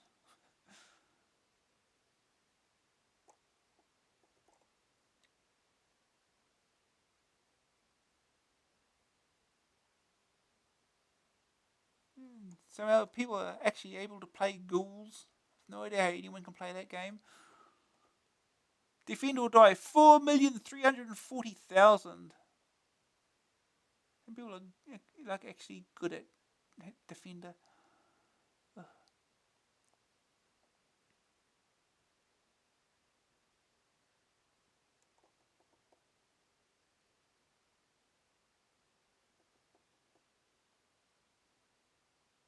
Hunchback, 1,508,000.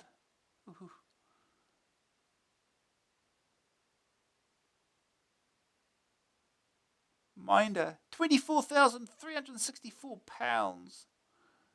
Ooh. Galactic Plague, 205,900. Someone likes one person likes Galactic Plague. Punchy, 1,132,320. Yeesh. Rolling on the Ropes, 2,500,900. Ron Goes Digging, £1,710.38. I wonder how many of these scores actually are bollocks. Saberwolf, 391,020. They're just wandering around killing everything. That's all they're doing. That's how you would do that. Take a long time though.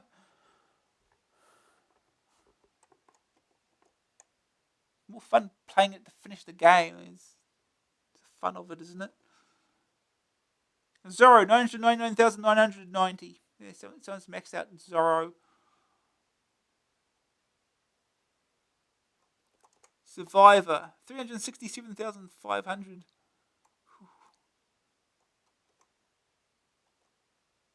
Tomahawk. Chicana Computer Services. Spin Dizzy. Spin Dizzy is 2 words, while ping pong is 1 word, apparently.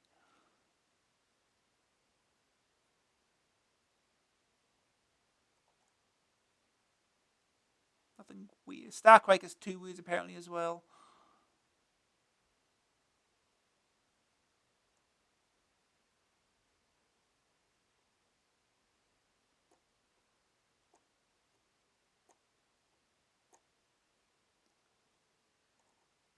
Disk software breakthrough.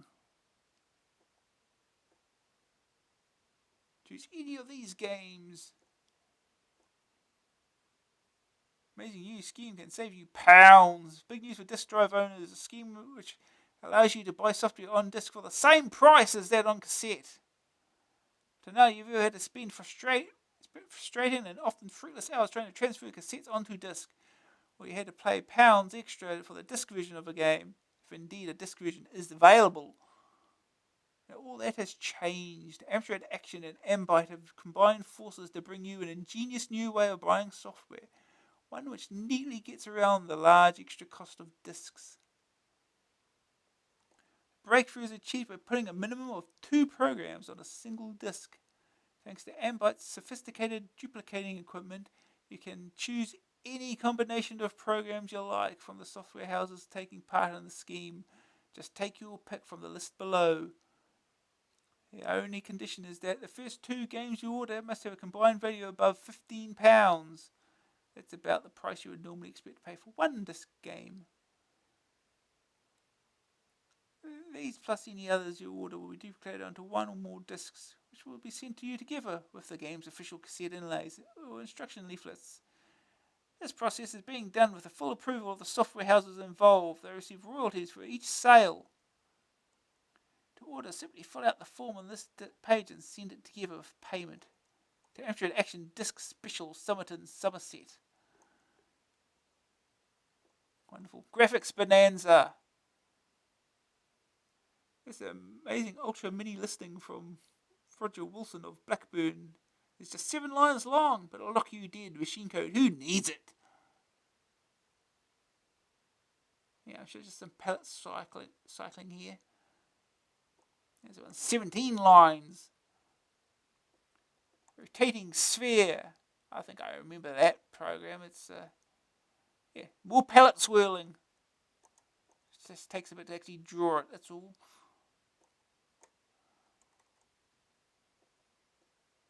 Starquake. It's a good game.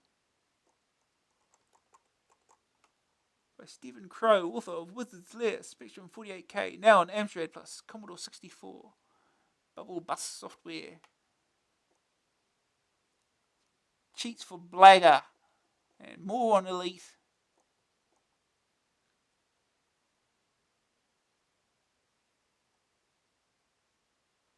Nice tip on Starion. Apparently you keep the fire button held down, and as soon as a ship enters your sights, it will explode. It's just taping the fire button down. This prevents the need for repeated presses of the fire button that may cost you lives as the ship overheats.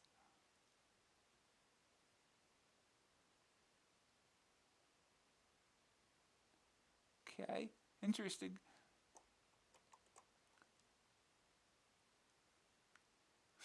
Tips for 3 weeks in paradise. 2 sticks and some Boy Scout training will warm the forge. Don't get sand between your toes. Put something on your feet. This Kaiser ear says he'll fill you in blee.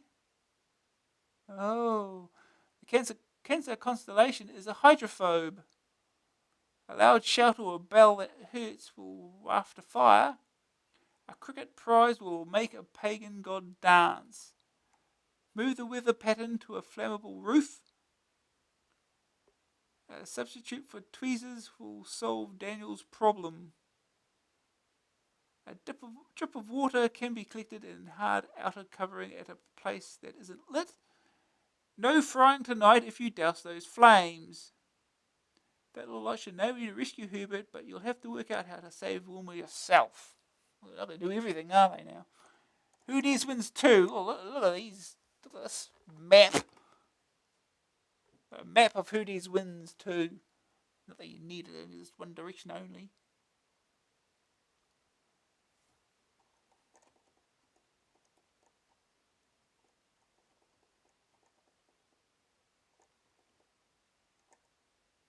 More cheats for Saberwolf, Tornado Low Level, and Highway Encounter.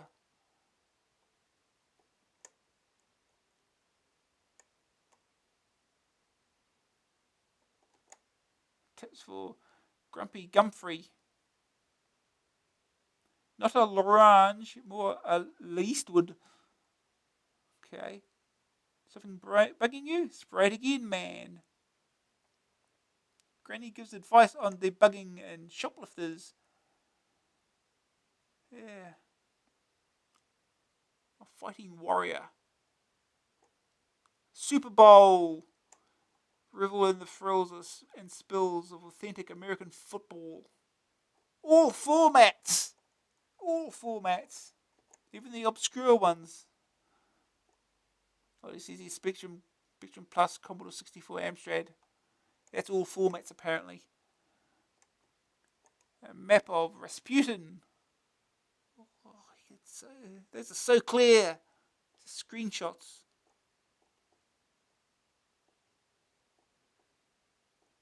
I don't think it's going to help you play the game though.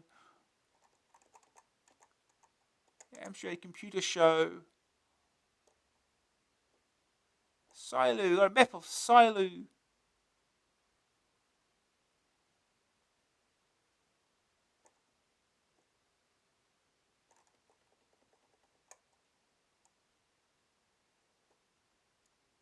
Stunning software savings. Vouchers.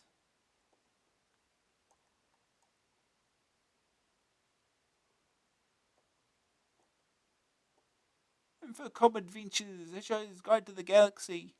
Don't panic.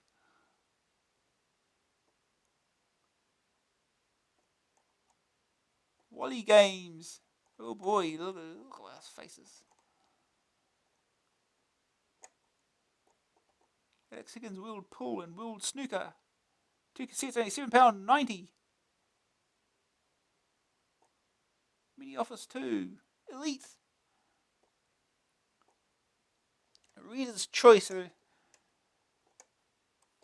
Serious Software. AMX Mouse. That's software.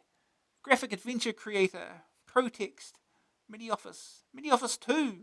Easy Amsword. Tazword. The Quill. Discovery. Odd Job. The Games Top 20. Reader's Top 20. Elite. Sorcery Plus. Tornado Level. Tied second. Yeah Kung Fu. Who Dares Wins 2. Marsport. Starion. Suiva's World. Highway Encounter. Barry Wiggins Boxing. Soul of a Robot. Raid. Cauldron. Alien 8. Sorcery. Saberwolf. Yay. D. Thompson's Decathlon, Spellbound, 3D Grand Prix, Strange Loop.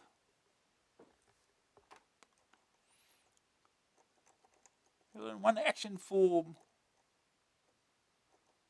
It's a voting form. A high scores entry form. Oh no, it's cassette 50 again.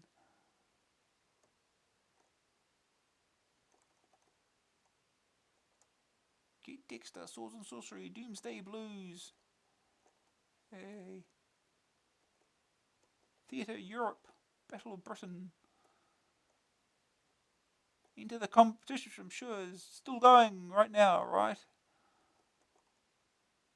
Arcade International Software, distribution to public and trade. Sale time at last for Amstrad.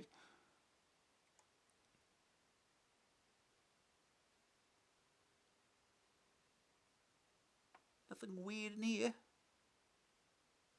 But I've got to make sure you know which ones are adventures though. Snooker. Just snooker, apparently.